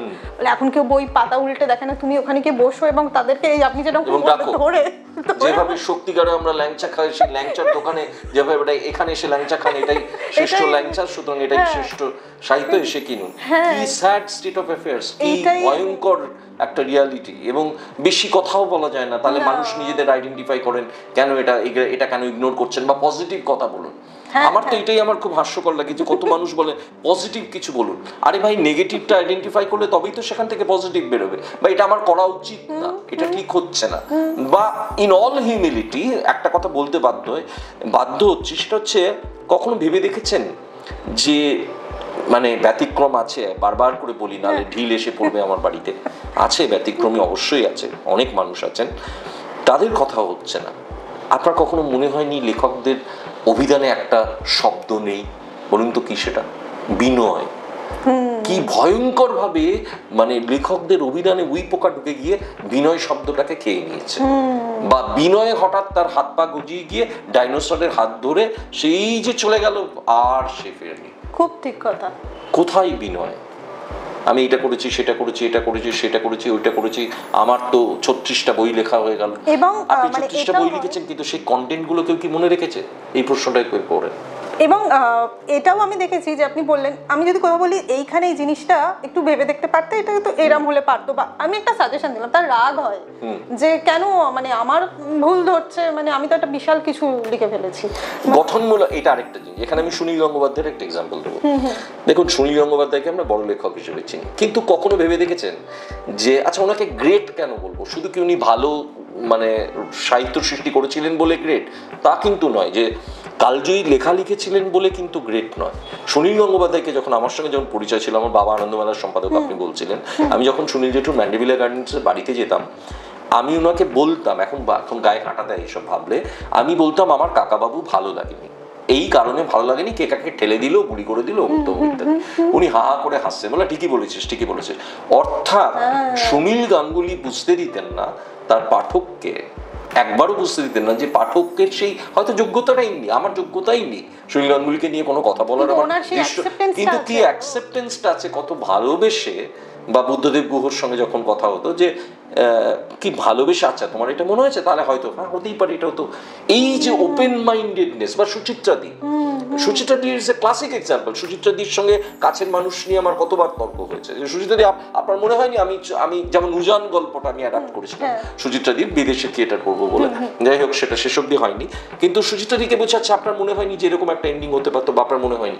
তো উনি তো কত বড় একটা প্রথিতযশা সাহিত্যিক, উনি তো একেবারে রেগে মেগে মানে মানে কেন তুমি কে, বা তুমি কেন বলবে, অর্থাৎ গঠনমূলক সমালোচনা সেটা ওনারা নিতে পারতেন। এটা কিন্তু নেই আমাদের মধ্যে, এটা কিন্তু আমরা হারিয়েছি। এবং অর্থাৎ মানে কোনো কিছু তুমি বলছো, বা তুমি বলছি, তুমি আমার চেয়ে বয়সে অনেক ছোট, কোনো কিছু তুমি বলছো, কোনো জায়গায় তোমার ভালো লাগেনি, তুমি একটা অল্টারনেটিভ কিছু বললে, that will be seen as an attack on one's creativity, if you can call it creativity. সেখানে একটা ইগো চলে আসে। হ্যাঁ, সেখানে ইগো চলে আসে। অথচ আমি বারবার করে আয়ান র্যান্ডের কথাটা বারবার করে ডেলিবারেটলি কোট করি, যে সত্যিকারের একজন ক্রিয়েটিভ মানুষ, সে কম্পিট করে না, সে কোঅপারেশনে বিশ্বাস করে, সে ক্রিটিসিজম নিতে পারে, ভাস্কর চক্রবর্তীর এইখানে এরকম মানুষও দেখেছি যারা ভাস্কর চক্রবর্তীর কবিতা, দেবাশিস বন্দ্যোপাধ্যায়ের কবিতাকে পেসিমিস্টিক বলেছেন। আমি পেসিমিজম কিন্তু দেখিনি, আমি কিন্তু দেখেছি বাস্তব। তারা এমন একটা বাস্তবে থাকতেন যেখানে সেই বাস্তবটা একটা জেনোসাইডের মতো। তুমি যদি ইউনাইটেড নেশনসের ডেফিনিশনটা দেখো জেনোসাইড, তাহলে জেনোসাইডকে ইউনাইটেড নেশনস এভাবে ডিফাইন করছে যে এমন একটা কন্ডিশন ক্রিয়েট করা যেখানে তুমি তোমার ভাষায় কথা বলতে পারবে না, যেখানে তুমি তোমাকে নিজেকে ফ্রিলি এক্সপ্রেস করতে পারবে, একটা দমবন্ধ করা পরিস্থিতি যেখানে তুমি মুখ খুলতে পারবে না, দ্যাট ট্যান্টামাউন্টস টু জেনোসাইড, রাইট? তো ভাস্কর চক্রবর্তী, দেবাশিস বন্দ্যোপাধ্যায়, পূর্ণবেন্দু দাশগুপ্ত, এরা কিন্তু এই জেনোসাইডের ভিকটিম। যেমন ভাস্কর ঠাকুরের একটা বিখ্যাত কথা যে আমি বেঁচে থাকতে গেলে আমাকে যে ট্যাক্স দিতে হয় সেই ট্যাক্সের নাম নিঃসঙ্গতা। হ্যাঁ, কি অসাধারণ লাইন। হ্যাঁ, এবং বা আমাদের স্বপ্ন নেই সারিরন আছে, এগুলো তো মানে ক্লিশেড হয়ে গেছে, এত বিখ্যাত লাইন, কিন্তু সেটা কথা না। কিন্তু প্রশ্নটা হচ্ছে যে এই লাইনগুলোর অ্যাকচুয়াল মানেটা কি, রিডিং বিটুইন দ্য লাইন্স, বা কোন পরিস্থিতিতে কেন কবি এই কথাটা বলছে, সেই গভীরতাটাই আমরা যাই না। এবং এখন হয়ে গেছে যে এখন এত গভীরতা অভাব কবিতায় না আছে। প্রথম কথা হচ্ছে সুরিয়ালিজম নেই, দ্বিতীয় কথা হচ্ছে কবিতাগুলো ভার্সেটাইল নয়, তৃতীয় কথাটা হচ্ছে যে আমি যদি এক্সাম্পল দিই, নাম ধরে ধরে এক্সাম্পল দিই, কালকে আমার বাড়ি ঘেরাও করে সবাই ঢিল মেরে শেষ করে দেবে আর কি, কিন্তু সেগুলো anything but poetry, anything but poetry. হ্যাঁ, মানে এটা আমার কাছে কবিতা একটা ওয়াইড রেঞ্জ অফ বিষয়ের মতো, একটা আকাশের মতো উদার। তুমি একদিকে একটা জেনোসাইডের কথা বলবে, তুমি একদিকে প্রেমের কথা বলবে, তুমি একদিকে অপ্রেমের কথা বলবে, তুমি একদিকে রাষ্ট্রের বিরোধিতা করবে, বা তুমি একদিকে রাষ্ট্রের প্রশংসা করবে যদি রাষ্ট্র প্রশংসনীয় কিছু করে। হ্যাঁ, তুমি একদিকে সেই সমস্ত বুদ্ধিজীবীদের তুমি সমালোচনা করবে যে বুদ্ধিজীবীরা নিজেদের বিক্রি করে দিয়ে, মুখ বন্ধ করে, হ্যাঁ কি বলে, মধ্যমেধার একটা, সে আমার কবিতা আছে, মধ্যমেধার শুকনো মালা পরে তারা বসে আছে। If you are not able to do that, তাহলে আমার মনে হয় you have failed as a creator, you have failed. কবিতা তো খুব সাধারণ কবিতা, সেই রবি ঠাকুরে ফিরে এসে আমাদের ছোট নদী চলে আঁকে বাঁকে, সেটাও কিন্তু আমাদের একটা ভাবায় যে ছোট নদী যাচ্ছে। এই ভাবনাটাই যদি আমার কবিতাতে মানে মানুষকে একটুখানি ছুতেই না পারলো, একটা গুরুগম্ভীর কয়েকটা শব্দ পাশাপাশি জুড়ে দেওয়া, তো সেটা কবিতা না। বা তুমি সিনেমার কথা ভাবো, সিনেমার কথা অনেকে বলে, আমাকে বললো যে আপনি এই সিনেমাটা দেখুন খুব পোয়েটিক। আমি প্রথমে জিজ্ঞেস করি পোয়েটিক সিনেমার ডেফিনিশনটা কি। ওমা, তারপর সিনেমাটা দেখতে গিয়ে দেখি ভয়েস ওভারের পেছনে একজন কবিতা আবৃত্তি করছে। আরে ভাই, ভয়েস ওভারে যদি কবিতা আবৃত্তি করা হয় সেটা পোয়েটিক সিনেমা হয় না। পোয়েটিক সিনেমার একটা এক্সাম্পল হচ্ছে তারকভস্কির সিনেমা কিস ওয়াসোস্কির সিনেমা, হ্যাঁ ঋত্বিকের বেশ কিছু সিনেমা, সত্যজিৎ রায়ের কিছু সিনেমা। ওমা বলছে না এটা পোয়েট্রি সিনেমা আমি ক্রিয়েট করেছি, আমি পেছন থেকে ভয়েস ওভার আমি জোরে জোরে কবিতা আবৃত্তি করছি, আমি কবিতা বলছি বলে ওটা পোয়েট্রিক হয়ে গেল। আমি বললাম না ওটা পোয়েট্রি হয়নি, ওটা ডিজাস্টার হয়েছে, যাই হোক উইদাউট এনি স্টার। কিন্তু এই যে এই জিনিসগুলো চলছে, বা ধরুন বা ধরো আমি তোমাকে বলি অদ্ভুত ব্যাপার, এই যে তুমি এই মিডিওক্রিটির কথাটা বললে, এই প্রসঙ্গে এটা আমাকে বলতেই হবে। আমি দুনিয়াতে বহু ফিল্ম ফেস্টিভ্যাল ঘুরেছি, সাউথ ইস্ট এশিয়াতে একটা দুটো ফিল্ম ফেস্টিভ্যালে গেছি, যেখানে দেখছি যে বড় বড় পদে বহু মানুষ আছেন। তা আমি ধরে নিয়েছি যে তারা আইদার একাডেমিক, না হলে তারা মানে লিডিং থিঙ্কার্স, না হলে তারা ক্রিটিক্স, না হলে তারা ফিল্ম মেকার, যারা অ্যাকচুয়ালি কোন ছবি ফেস্টিভ্যালে দেখানো হবে সেটা সিলেক্ট করবে, তাই তো? তাহলে তাদের নিশ্চয়ই এরকম আছে। তো আমার এরকম হয়েছে, আমি ফেস্টিভ্যালে গেছি, কথা বলেছি, পার্টিতে তাদের সঙ্গে আলাপ হয়েছে, আমরা খেতে খেতে গল্প করেছি। তখন আমি জিজ্ঞেস করছি আচ্ছা আপনি কি সিনেমা বানিয়েছেন? হ্যাঁ মোবাইলে না কয়েক মিনিটের ফুটেজ আছে আমার। আচ্ছা আপনি মানে সিনেমা নিয়ে লিখেছেন? আমার হঠাৎ ছন্দ হলো, না তো কোনোদিন লিখিনি। তাহলে আপনার যোগ্যতাটা কি? একটা মারাত্মক যোগ্যতা তাদের মধ্যে আছে, যেটা হয়তো তোমার মধ্যেও নেই, আমার মধ্যে নেই। সেই যোগ্যতাটা হচ্ছে যোগাযোগ্যতা, অর্থাৎ যোগাযোগ করার যোগ্যতা, অর্থাৎ নেটওয়ার্কিং এর এমন একটা পাওয়ার। সেখানে যারা তোমাকে এই গুরুত্বপূর্ণ পদে বসিয়েছেন তারা তোমার ফিল্মোগ্রাফি যে নেই, একটা নন এক্সিস্টেন্ট ফিল্মোগ্রাফি নেই, তোমার ফেসবুকে লেখা আছে তুমি ফুল টাইম ফিল্ম মেকার, কিন্তু সারা জীবনে তুমি একটা ছবি করেছো বা একটাও ছবি করোনি, এবং তুমি জাজ করছো যাদের ছবি, যারা 15, 20, 25টা ছবি করে এসছে ওয়ার্ল্ড ওয়াইড, যারা ঘুরে দেখেছেন তাদের। এবং সেক্ষেত্রে আমি আরেকটা জিনিস এখানে যোগ করতে চাই, নেটওয়ার্কের থেকে নেটওয়ার্ক তো রয়েছে, আরেকটা জিনিস সেটা রয়েছে, সেটা হচ্ছে কিছু শ্রেণীর হাতে পয়সা।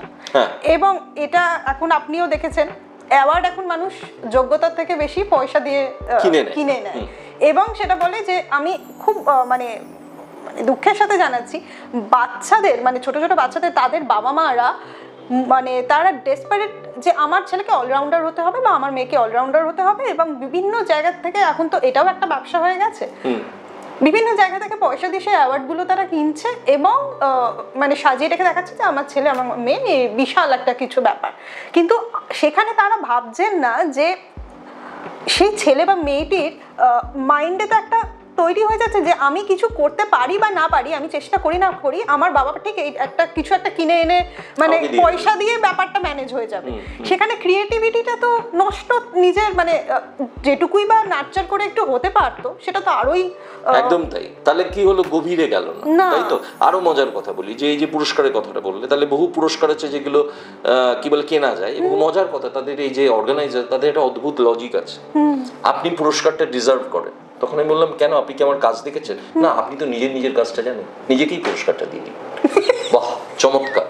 আচ্ছা, পুরস্কারের ব্যাপারটা, পুরস্কারের ডিসক্রিপশনটা আপনি তো লেখক, আপনি নিজেই ডিসক্রাইব করে দিন। শুনুন, পুরস্কারের পরে একটা ইন্টারভিউ হবে, তাহলে ইন্টারভিউ কোয়েশ্চেনগুলো আপনি লিখে দিন। আরে ভাই, আপনি তো নিজের ট্যালেন্ট তো নিজেই জানেন না। আমি নিজেকে সমস্ত নিজেকেই আমি নিজের মানে আমি যদি একটা অ্যাওয়ার্ড কিনি, তার মানে অ্যাওয়ার্ডের সময় আমার কোনো একজন অ্যাঙ্কার আমার সঙ্গে আমার ইন্টারভিউ নেবেন, তার প্রশ্নগুলো আমি ঠিক করে দিচ্ছি, উত্তর আমিই দিচ্ছি, তারপরে পুরস্কারটা নিতে যাওয়ার সময় যে স্পিচটা দেবে সেটাও আমি লিখে দিচ্ছি, কারণ একমাত্র আমি আমার সিনেমাটা দেখছি, তারা কখনো কোনোদিন সিনেমাটা দেখেনি, বা দেখলেও তারা এত কনফিউজড হয়ে গেছে যে ইন্টারেস্টিং আনইউজুয়াল এই 2-3টে কথা বলে তারা চুপ করে যায়। কারণ এই রে, এবার যদি গভীরে প্রশ্ন করতে হবে পালাতে হবে, তখন চিতাবাঘের মতো দৌড়ে পালাতে হবে। তো এই পরিস্থিতি, এবং যারা এই গভীরতা মানে এই ব্যাক স্টেজ নিউজটা জানে না, তারা ভাবছেন যে বাবা বিশাল পুরস্কার। এমন একজনের সঙ্গে দেখা হলো যিনি মাঝে মধ্যে লেখেন, তো দেখছি সমস্ত ফেস্টিভ্যালে উনি যাচ্ছেন, সমস্ত ফেস্টিভ্যালে ওনাকে সম্বর্ধনা দিয়েছে। তো আমি ভেবেছি ফিল্ম মেকার, আমি বললাম হ্যাঁ আপনার আমি ছবি দেখতে চাই, বলে আমি তো কোনো ছবিই বানাইনি।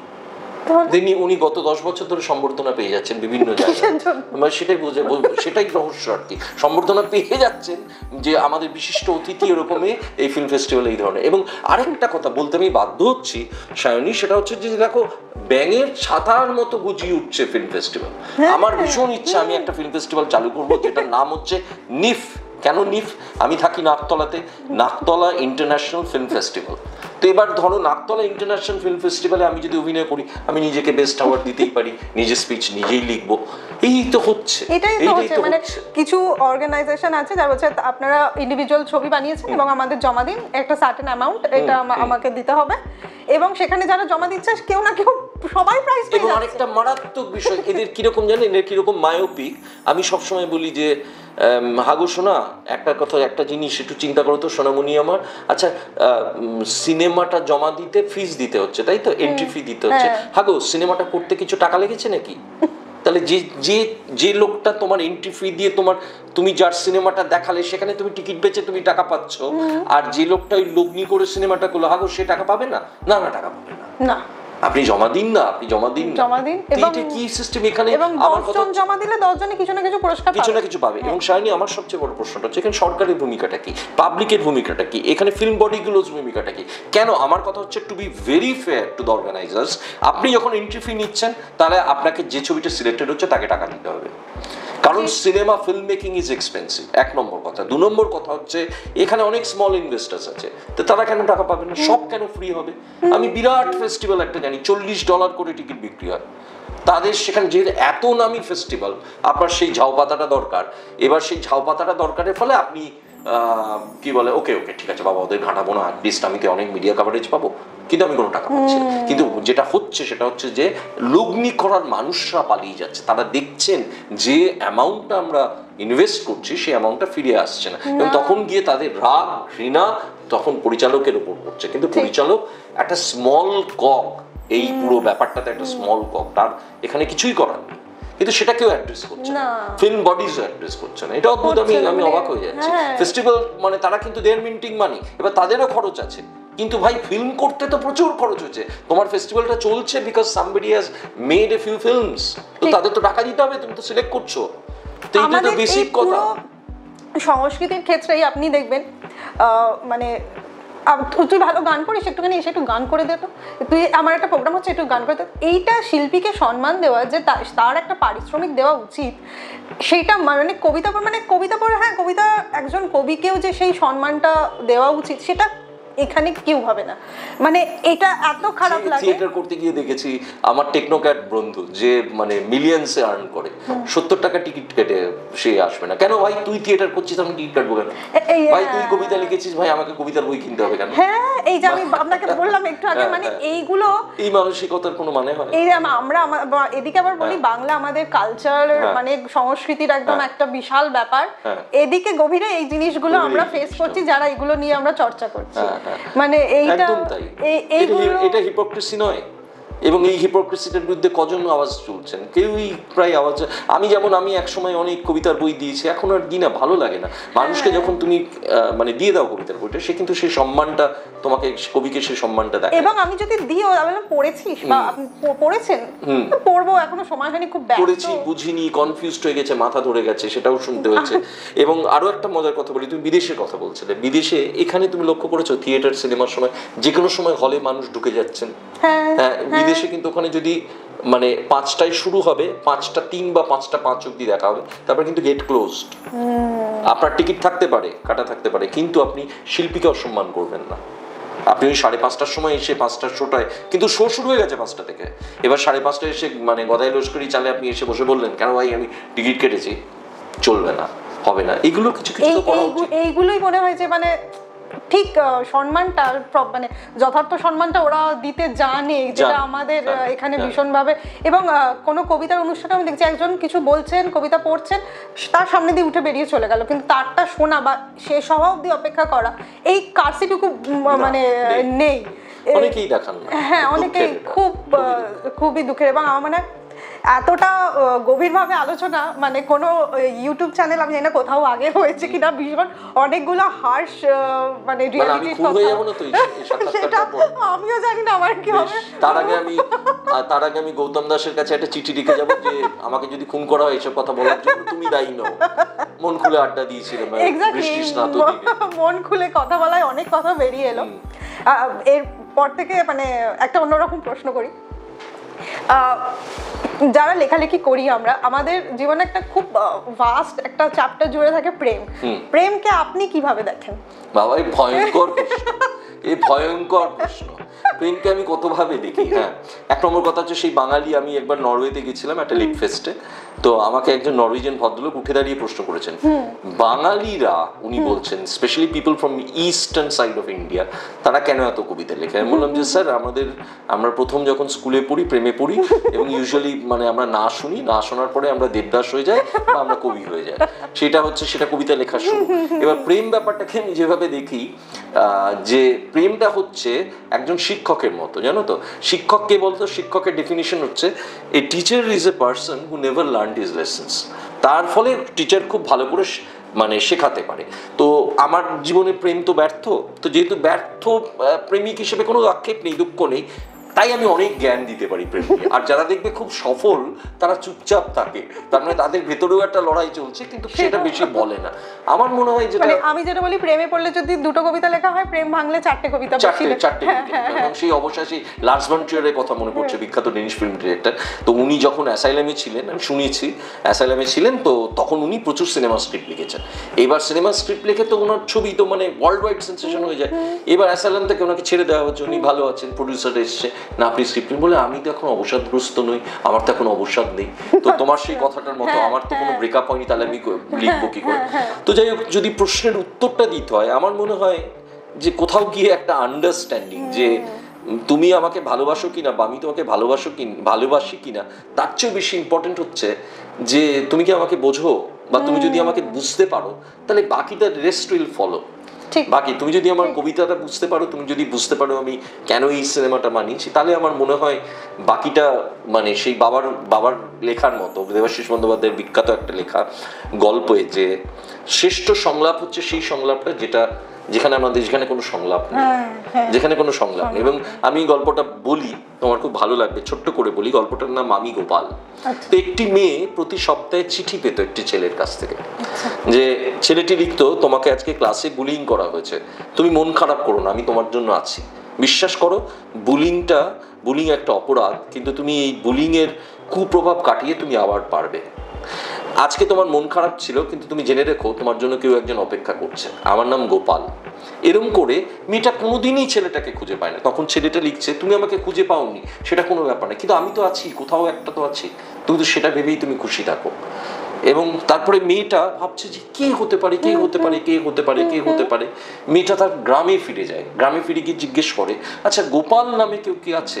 আরে গোপাল তো একটা টিপিক্যাল নাম, গোপাল নামে 1000 জন আছে, কি হতে পারে? তো মেয়েটা খুব উদাস হয়ে, দুঃখে, মেয়েটা গ্রাম থেকে শহরে ফিরে আসবে, স্টেশনে চুপচাপ বসে আছে, মানে চোখে জল। তো ভাবছে গোপালকে পেলাম না, মানে একটা ভগবানের মতো। ঈশ্বর আছেন, ঈশ্বরকে আমরা দেখিনি, ঈশ্বর সবসময় পাশে আছেন, কিন্তু ঈশ্বরকে আমরা দেখতে পাবো না। এই করতে করতে মেয়েটি ট্রেনে উঠে পড়েছে, আস্তে আস্তে ট্রেনটা ছুটতে শুরু করেছে, এবং হঠাৎ মেয়েটা রিয়েলাইজ করে যে মেয়েটি ব্যাগটা বেঞ্চে ফেলে এসছে। হঠাৎ দেখে পেছন থেকে একটা ছেলে ব্যাগটাকে নিয়ে ছুটতে মেয়েটির কাছে দেয়, এবং সে বলে, আমি গোপাল, আর কিছু তোমার জানার দরকার নেই। সেইটুকু ট্রেনটা চলে যায়। আমার মনে হয় ভালোবাসা সেটাই। এত বড় বড় claim, Archies card, Valentine's day, end of the day, মানে action speaks louder than words. এটাই আমার মনে হয় একদম ঠিক কথা। এই যে বিং দেয়ার, না এই বিং দেয়ারটা আমি জানি না সবাই বুঝতে পারে কিনা। বিং দেয়ারটা খুব বড় অভাব। এই কনসেপ্টটা এখন পাল্টে গেছে, এই কনসেপ্টটাও পাল্টে গেছে। তো আমার খুব ইচ্ছে করে বাবার এই গল্পগুলোকে মানে ফিচার ফিল্ম, আমি তো মেইন স্ট্রিমে কাজ করি না, কিন্তু আবার আমি যদি ফিচার ফিল্ম বানাই, আবার কিন্তু কোনো স্টার কাজ থাকবে না, থিয়েটারে মানুষই অভিনয় করবে। বা প্রেম মানে ধরো আরেকটা ছোট গল্প বলি, যে যখন অ্যানালগ ছিল, যখন তোমার সিনেমার রিল দিয়ে যখন প্রজেক্টরে দেখানো হতো, তো একটি ছেলে রিল আনতো, 2 সিনেমা হলের মধ্যে প্রতিযোগিতা, তো একটি সিনেমা হল এখানে, একটি সিনেমা হল এখানে, তো সাইকেল চালিয়ে যেত, মধ্যেখানে একটা বাড়ি ছিল, সেই বাড়ির বারান্দায় একটি মেয়ে দাঁড়িয়ে থাকতো। তো সেই মেয়েটি তাকে দেখতো, ছেলেটিও তাকে দেখতো। হঠাৎ একদিন বৃষ্টি পড়েছে, বৃষ্টিতে রিলগুলো ভিজে যাচ্ছে, হঠাৎ মেয়েটা এসে রিলগুলো মুছে দিচ্ছে তার শাড়িতে, এবং মেয়েটা প্রতিদিন ভাবতো যে আজকে আমি আত্মহত্যা করবো। তারপর একদিন ছেলেটাকে বললো, জানো তো, চলো আমার সঙ্গে ছাদে চলো। তখন বলছে, কেন? বলে, আজ আমি আত্মহত্যা করবোই, আজ আমি ঝাঁপ দেবো। তখন ছেলেটা বলছে, ঝাঁপ তুমি দেবে নিচের দিকে নয়, ওপরের দিকে। এটা প্রেম। হ্যাঁ, যে আছে সবসময় আছে, কিন্তু সবসময় সে ভিজিবল নয়, সবসময় সে প্রেজেন্ট নয়। কিন্তু দুর্ভাগ্যের বিষয়, আমরা প্রেম ব্যাপারটাকে না, এই নাম্বার অফ কলস, নাম্বার অফ মেসেজেস, হ্যাঁ, নাম্বার অফ মিটিংসে যখনই আমরা সেই ভিশাস সাইকেলটাই যখন আমরা এন্টার করে ফেলি, আমার মনে হয় এটা ব্যক্তিগত, আমি জানি প্রচুর মানে ঢিল পাটকেল খাবো, মানে মহিলাদের কাছ থেকে খাবো, তাও আমি বলছি সাহস। এবং বিশেষ করে আমি সবসময় মহিলাদের একটা কথা বলি, তোমরা প্লিজ আমাকে কিছু লিখো না, তোমরা একটা কাজ করো, তোমরা একটা পিডিএফ তৈরি করো, মানে তোমাদের কি কি অভিযোগ আছে সেটা একটা পিডিএফ করে তোমরা একবার হোয়াটসঅ্যাপ করে দাও, একবারই 3বারে বেশি করো। যেমন আমি যোগাযোগ রাখি না, আমি হোয়াটসঅ্যাপ করি না, আমি দেখা করলাম না, আমি অমুক করলাম না, এগুলো প্রেম না। ঠিক কথা, প্রেমটা অনেক মানে বৃহৎ মহৎ। আমি জানি না আমার সেই যোগ্যতা আছে কিনা প্রেম নিয়ে কথা বলার, কিন্তু এটা আমি ক্ষুদ্র একজন মানুষ, এটা আমার। এবং আপনি যে বললেন যে ছেলেটি বললো যে তুমি ঝাঁপ দেবে নিচের দিকে নয় ওপরের দিকে, এবং আজকালকার সিনারিও হচ্ছে তুমি ঝাঁপ দেবে বাবা, তাহলে আমাকে ডাকলে কেন, আমি এখান থেকে সরে যাই, সে তোমার যা হচ্ছে হোক। হ্যাঁ, আমি তোমার থেকে কি পেলাম সেটা হচ্ছে আমার একটা মানে বিবেচ্য বিষয়। প্রেম মানে এইখানেও অনেক মানে সমস্ত কিছু দিকেই সংজ্ঞাগুলো পাল্টাতে মানে আমি একটা কথা জিজ্ঞাসা করতে চাই যে আপনার জীবনে এত লেখালেখি, ছবি বানানো, সবকিছু, আপনার জীবনে মানে ক্রিটিক কে, যে এটা ভালো হয়নি, এটা সব সময় যে কনস্ট্যান্ট থেকেছে? এবং আমার মনে হয় আমার জীবনে সবচেয়ে বড় ক্রিটিক হচ্ছে আমার মা, কারণ আমি যাই করেছি, যখনই 2 লাইন লিখেছি মাকে পড়িয়েছি, মা বলেছে কিচ্ছু হয়নি, মা আবার বলেছে ঠিক আছে আর একটু বেটার হতে পারতো। এটা উনিও তো খুব ভালো লেখেন, উনি নিজেও ভীষণ ভালো লেখেন, নিজের ভালো অভিনয় করতেন, নিজে স্ট্যান্ড করেছিলেন ইংলিশ লিটারেচারে। তো আমি আজও যখন কোনো স্ক্রিপ্ট লিখি, আজও যখন কবিতা লিখি, আজও যখন গল্প লিখি, আমার প্রথম যাকে আমি পড়াই সেটা হচ্ছে আমার মা। এবং আমার মা এই যে ইনফর্মড ওপিনিয়নটা দেন, এই যে একটা কনস্ট্রাকটিভ ক্রিটিসিজম, এবং she is not afraid of criticising, কারণ উনি জানেন যে আমি বুঝতে পারি এটা আমাকে সাহায্য করবে। এবং আমি তাই আমার সবসময় মনে একটা গল্পে একটি মেয়ে জিজ্ঞেস করছে একটি ছেলেকে, আচ্ছা তুমি কতদিন বাঁচতে চাও? তখন ছেলেটি বলছে ঠিক যতদিন আমার মা বেঁচে থাকবেন ততদিন অবধি। বলে তাহলে তুমি কি আমাকে ভালোবাসো না? বলো বাসি, কিন্তু মায়ের কোনো বিকল্প হয় না। তো এই আমার শুধু ক্রিটিক না, আমার মনে হয়েছে আমার মা আমার খুব মানে বড় ভক্ত, কারণ মা আমার কাজের মধ্যে, আমি জানি না এই শব্দটা নিজের সম্বন্ধে আমার বলা উচিত না, ইন অল হিউমিলিটি, মা আমার কাজের মধ্যে একটা ভার্সেটাইল ব্যাপার খুঁজে পেয়েছেন, যেটা উনি বাবা দাদার কাজের মধ্যে পেয়েছিলেন। যেমন ধরুন আমার বাবা দাদা কিন্তু থিয়েটারের সঙ্গে যুক্ত ছিলেন, আমি আদ্যপান্ত থিয়েটারের মানুষ, বাদল সরকারের ছাত্র, রমাপ্রসাদ বণিকের ছাত্র, তো বিদেশেও আমি থিয়েটার, আমার গ্রুপের নাম ব্যাক বেঞ্চার্স, আমি লাস্ট বেঞ্চে বসে আমার সুন্দরী টিচারকে দেখতাম বা সুন্দরী মেয়েদের দেখতাম, লেখাপড়া হতো না, তো তার জন্য ব্যাক বেঞ্চার্সটা, আপনি পেছনের সিট থেকে যে পার্সপেক্টিভটা, সেটার জন্য আমি গ্রুপের নাম রেখেছিলাম ব্যাক বেঞ্চার্স। এবং গ্রুপটা খুব ইন্টারন্যাশনাল গ্রুপ, মানে শুধু ভারতীয়দের কনফাইন্ড না, ইন্ডিয়ান আছে, চাইনিজ আছে, জার্মান আছে, ফিনিশ আছে, সুইডিশ আছে, তারা বিভিন্ন রকমের কালচার প্রোগ্রাম করে, আমার নাটকও করে, স্টেজ করেছে। তো আমার কথাটা হচ্ছে যে মেইন কথাটা হচ্ছে যে এই যে মা আমার কাজের মধ্যে এই ভার্সেটাইল ব্যাপারটা খুঁজে পেয়েছেন, যে একদিকে থিয়েটার, একদিকে সিনেমা, কিন্তু থিয়েটার সিনেমার মধ্যে কোনো বিরোধিতা নেই, একদিকে কবিতা লেখা, একদিকে গল্প লেখা। এবং আমি বলছিলাম একটা কথা, জানি না ভুলে গেছি হয়তো, আমি আকিরা কুরোসাওয়ার বিরাট ভক্ত। তো কুরোসাওয়া প্রথমেই বলছেন, একজন জিজ্ঞেস করছে যে কি করে ফিল্ম মেকার হবো, আপনার মতো বিরাট ফিল্ম মেকার। বললো আমি বিরাট কিনে যাই না, ফিল্ম মেকার হতে গেলে প্রথমে তুমি ক্যামেরাটা সরিয়ে রাখো, তাহলে কি করবো, তাহলে আমি ফিল্ম বানাবো কি করে? বললো না, প্রথমে যেটা তোমাকে করতে হবে সেটা হচ্ছে একটা সাদা কাগজ আর পেন আনতে হবে, তুমি লিখতে পারো কিনা সেটা তুমি দেখো। তুমি যদি আগে নিজে সাদা কাগজে তুমি লিখতে পারো এক্স্যাক্টলি তুমি কি বানাতে চাইছো, আবার যখন শট নিতে যাবে, শুটিংয়ে যাবে, তখন দেখবে 70% বদলে গেছে, কিন্তু তবু যদি তুমি কিছুভাবে কোনোভাবে স্ট্রিমলাইন করে লিখতে পারো, তাহলেই তুমি ফিল্ম মেকার হবে। আর আমি ছোটবেলা থেকেই আমি জানি না নাটক লিখতাম, কবিতা লিখতাম, এবং আমি কোনোদিন স্ক্রিপ্ট রাইটার ইউজ করিনি, কারণ যখন আমি সিনেমাটা বানাবো আমি অলরেডি সিনেমাটা দেখে নিয়েছি, যেমন বাপ্পাদা বলতেন, তা আমি যখন সিনেমাটা দেখে নিয়েছি আমার কোনো স্ক্রিপ্ট রাইটারের দরকার নেই, আমি জানি এক্স্যাক্টলি। মুশকিল হয় কি, যেটা আমার মুশকিল হয় সেটা হচ্ছে এখনকার জেনারেশন, এই যে ধরুন একটা ছবি করলাম, টোটোদের ভাষা মরে যাচ্ছে, তার টোটো কে তারা জানে না। এবার যখন এই যে জানে না, তখন তারা রিলেট করতে পারে না। এই যে তারা মানে to be on the same page, that's a monumental task, to bring them on the same page. তখন তাদের সঙ্গে ওয়ার্কশপ করতে হয়, তাদের সঙ্গে বলতে হয়, তখন তারা ইন্টারেস্টেড হয়ে যায়, বা বহুরূপী কারা তারা দেখে, সেটা তাদের দোষ না, শহরে তারা মানুষ হয়েছে, ইন্টারনেট নিয়ে জন্মেছে ইত্যাদি।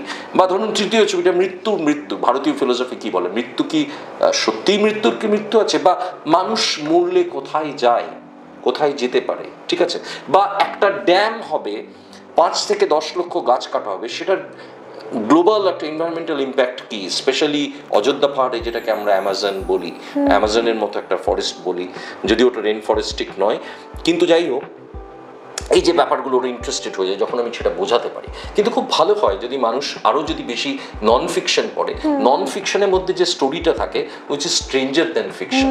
হ্যাঁ, সেই বলে না truth is stranger then fiction, সেই কারণে নন ফিকশন আমাকে ফিকশনের চেয়ে অনেক বেশি মানে ভাবাই এবং অনেক বেশি আমার কাছে অ্যাপিল করে। মানে আমি যদি ফিকশন বানাই, আমি গৌতমকে রং মাখিয়ে তোমাকে রং মাখিয়ে আমি তোমাকে শর্ট বুঝিয়ে দিয়ে এখানে আমি শর্ট খুব তাড়াতাড়ি করে হোটেলে ফিরে গিয়ে এসে চালিয়ে ঘুমিয়ে পড়তে পারি।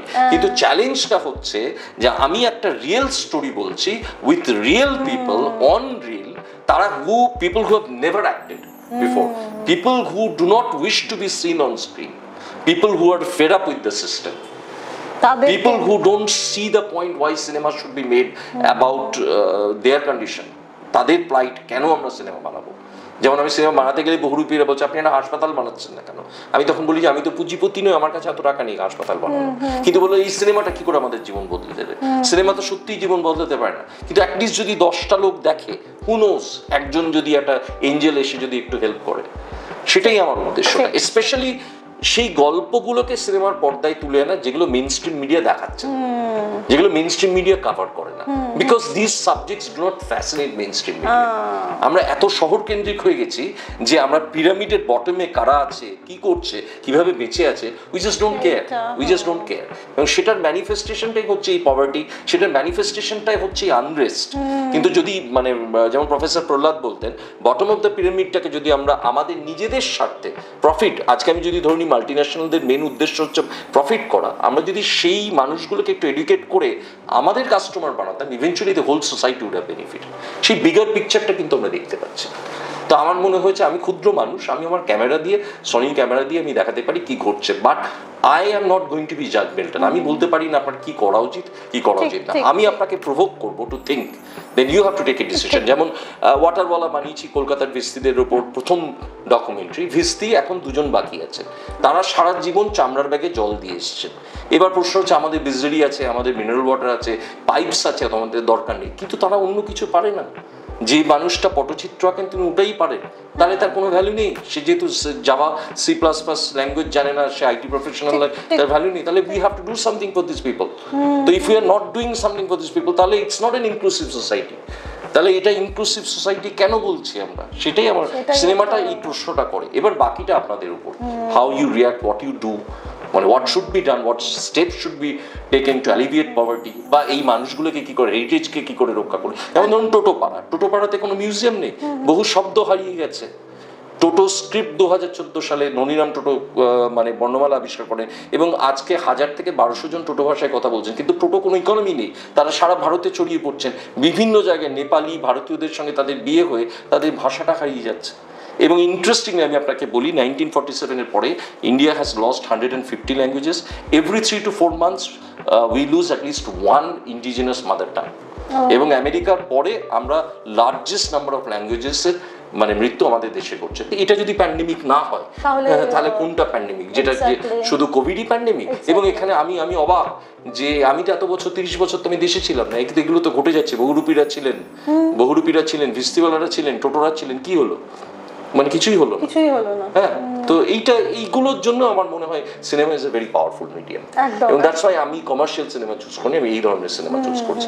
Because at the end of the day দেখুন, আপনিও ছাই হবেন, আমিও ছাই হবো, পড়ে থাকবে আপাদের কথাটাই শেষ কথা, পড়ে থাকবে আমাদের কাজগুলো। আর কাউকে তো একটু মানে সেই চিরাচরিত ইয়ে থেকে বেরিয়ে এসে একটু অন্য কাজও অন্য হতে হবে বলে অন্য নয়, আপনি যদি সেই যাপনটা যদি করে থাকেন, আপনার যদি আমার মতো, মানে আমি অহংকার করে বলছি না, আমি তো বাউন্ডেলে ছিলাম, ধরুন একটা সময় আমি খেতে পেতাম না, আজকে বলতে আমার মা অন্য ঘরে আছে বলতে কোনো, যখন খেতে পেতাম না, তখন যখন আমার খাবার জুটতো না, সেটা ছিল আমার জীবনের শ্রেষ্ঠ সময়। তখন আমি মোটা ছিলাম না, আমি স্লিম ছিলাম, আমি দৌড়াতে পারতাম, কিন্তু একটা অসম্ভব স্ট্রাগল ছিল। তখন আমাকে কেভম্যানের মতো খাবারটা জোটাতে হতো। কিন্তু থিয়েটার করে শুধু, আমি নকিয়াতে চাকরি করতাম, চাকরি ছাড়ার পরে শুধু থিয়েটার করে বেঁচে থাকা যায় না। কিন্তু এই যে যাপনটা, যে আপনি যদি 2 দিন না খেয়ে থাকেন, তখন আপনি you understand something call poverty. তখন আপনার মনে হবে যে আমার শিল্পে পভার্টি আসা দরকার। আপনি হঠাৎ করে দেখলেন আপনি একজন কালো চামড়ার মানুষ, আপনাকে নেওয়া হলো না, এই যে ডিসক্রিমিনেশন হলো, তখন আপনার মনে হবে এটাকে আমি আমার শিল্পে নিয়ে আসি। বা আপনি আপনার দেশে ফিরে এলেন কিন্তু আপনি ব্লু আইড বয় নন মিডিয়ার বা অন্য কোনো, তখন আপনার মনে হলো যে তাহলে আমি এই ডিসক্রিমিনেশনটাকে ফোকাস করি। তাহলে প্রশ্নটা হচ্ছে তখন যখন এই বিষয়গুলো, আমি একটা জিনিস বুঝে পাই না যে এত বিষয় আছে, মানুষ কেন রিমেক করে, মানুষ ফিল্ম মেকাররা কেন চুরি করে থিম। আপনি এখান থেকে শিয়ালদা চলে যান, শিয়ালদা থেকে বারুইপুর লোকাল ধরুন, আপনি 1000 টাকা সিনেমার গল্প পাবেন। আপনি রাস্তা দিয়ে হাঁটুন, যদি দেখার মন থাকে, যদি এভরিথিং ইজ এ ফ্রেম। তো সেখানে আমার কথা হচ্ছে, আমার আই নেভার স্ট্রাগলড উইথ থিমস। আমার কাছে প্রযোজকটা একটা পাওয়াটা একটা বড় সমস্যা, কিন্তু থিমটা কখনোই আমার কাছে সমস্যা ছিল না। ভাবে না এখন বেশিরভাগ আমি দেখছি যেটা কারো জীবনী নিয়ে, কারণ গল্প নেই সেরকম ভাবার, মানে ভেবে কোনো সুন্দর গল্প আসছে না, কোনো হয় সিনেমার পার্ট 2 পার্ট 3 এইগুলো আসছে, রিমেক হচ্ছে, নয়তো কারো জীবনী নিয়ে একটা ছবি হচ্ছে। মানে সেখানে তো গল্প ভেবে বার করা, যেটা আপনি বললেন যে পদে পদে একটা ভাবলে অনেক গল্প আছে, অনেক কিছু আছে, কিন্তু সেটা ভাবার সেই এই প্রশ্নের উত্তর আমি আপনাকে একটা সেন্টেন্সে দিই। ঋত্বিক ঘটক কটা ছবি বানিয়েছিল? 6টা, যতদূর মনে পড়ছে। আমি মেবি রং, কিন্তু মনে হয় 6টা বানিয়েছিলেন। আমি ফকনারের এক্সাম্পল দিলাম, 6 বছরে একটা উপন্যাস লিখেছেন। এই যে সময়টুকু, তারা যে শুধু প্রযোজক পাননি ঋত্বিক তা তো নয়, উনি প্রচুর পড়াশোনা করেছেন, প্রচুর ঘুরেছেন, ভেবেছেন। কিন্তু এখন আমাদের হাঙ্গার ফর ইনস্ট্যান্ট ফেম, যেমন ইরফান খান বলতেন fame is a disease, Irfan Khan বারবার বলতেন ফেম ইজ এ ডিজিজ, খুব সাবধান। হাঙ্গার ফর ইনস্ট্যান্ট ফেম, আমি দেখছি একটা ফিল্ম হয়ে গেছে, আমি সেই ফিল্মটাকে রিমেক করলাম, এবং রিমেক করলাম কিন্তু আমি রিমেক বললাম না, এবং আমি এত বড় অপমান করলাম বাংলার দর্শকদের প্রতি। ধরেই নিয়েছে কেউ কিংকুডুকের ছবি দেখেনি, ধরেই নিয়েছে কেউ ক্রিসোস্টের ছবি দেখেনি, ধরেই নিয়েছে কেউ তারেক মাসুদের ছবি দেখেনি, তারা কিন্তু ঠিক জানে এটা টোকা হয়েছে।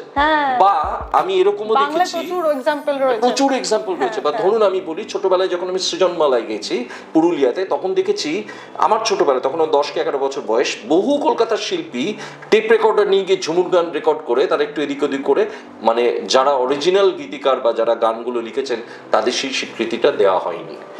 এবং এটা যেই প্রচুর ঝুমুর গান কিন্তু এইভাবে চুরি গেছে, যেগুলো কিন্তু ওদের গান নয়।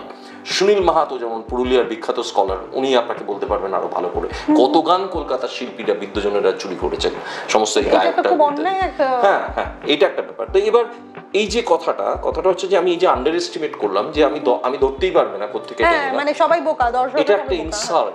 এই কারণে যারা এগুলো করেন, they want to keep good cinema away from the masses.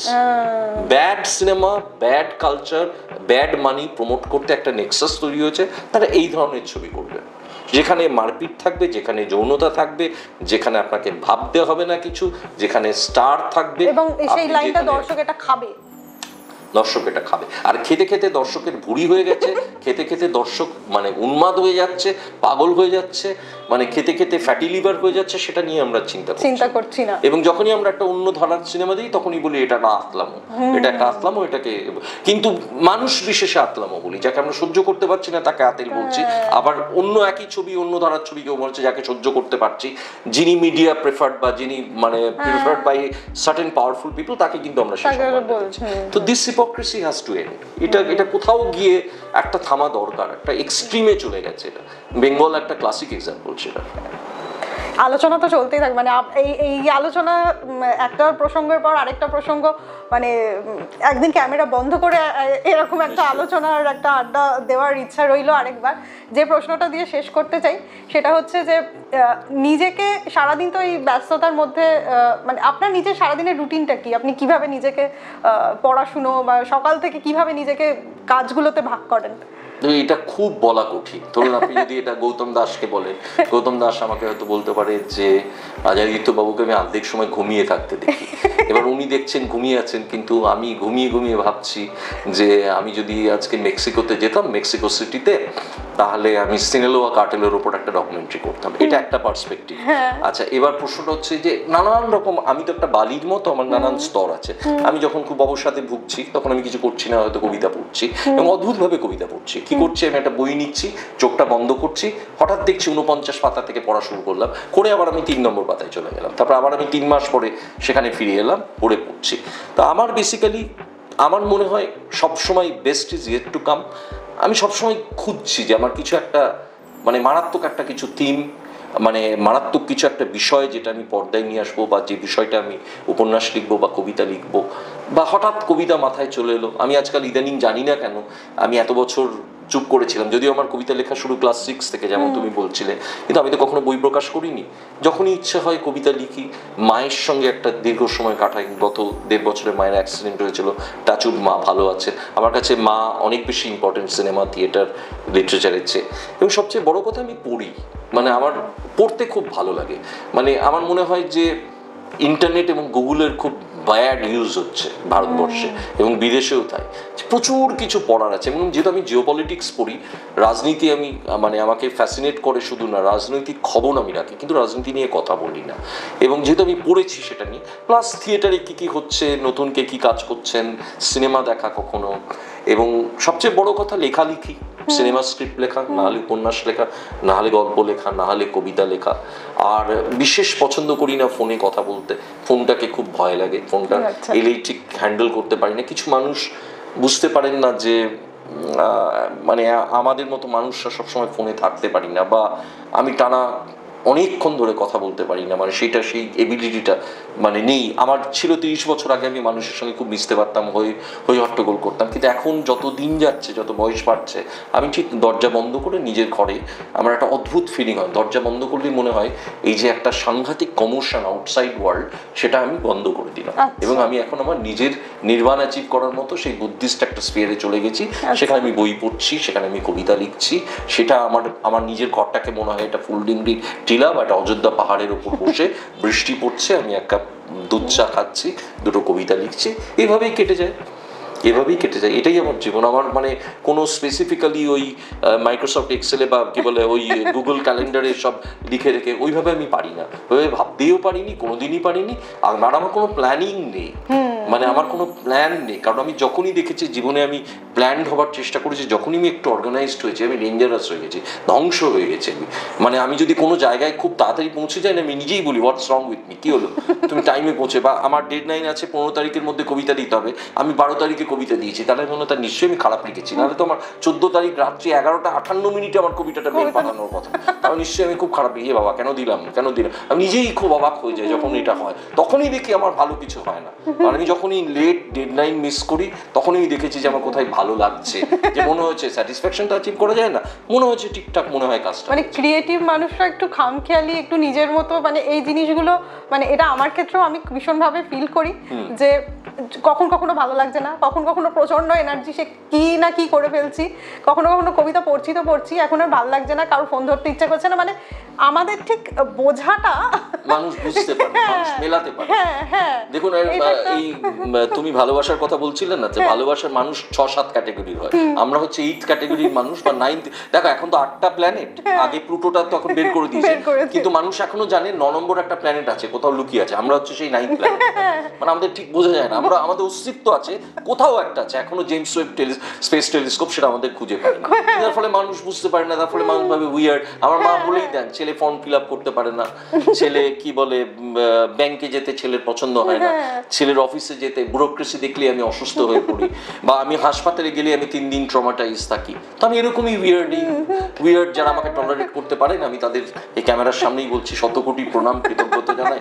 আর যারা টলারেট করতে পারেন না, কি করবেন বলুন, ওরকম অনেক একটা দুটো মানুষ থাকে, ক্ষমা ঘেন্না করে দিন, আর কি করবেন।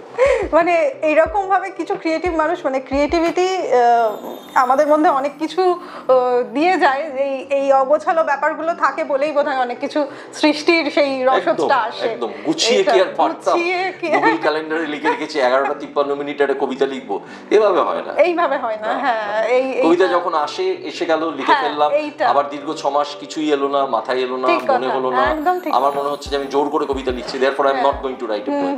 তো সেটাই আমিও এটা বলি যে কবিতা আসে, এই আমি এখন বসলাম কবিতা লিখতে, তখন সেইভাবে কবিতা লেখা হয় না কোনোদিনই। হ্যাঁ, একটা কনসেপ্ট, একটা গল্প, সেটা আসে কোথাও একটা ক্লিক করে যায়, তার মানে এইটা নিয়ে কিছু একটা করো। কিন্তু তুমি যখন সিনেমা বানাবে সেটাও দেখবে, সিনেমার থিমটা আসে না, হঠাৎ করে চলে আসে। এবং তখন তুমি সেটার একটা মানে খুঁজে পাও যে এইরকম সিনেমা বানানো হয়নি আগে, অর্থাৎ আমি এই পার্সপেক্টিভটা প্রেজেন্ট করতে পারি অডিয়েন্সকে, and that might take you 6 years, that might take you 10 years.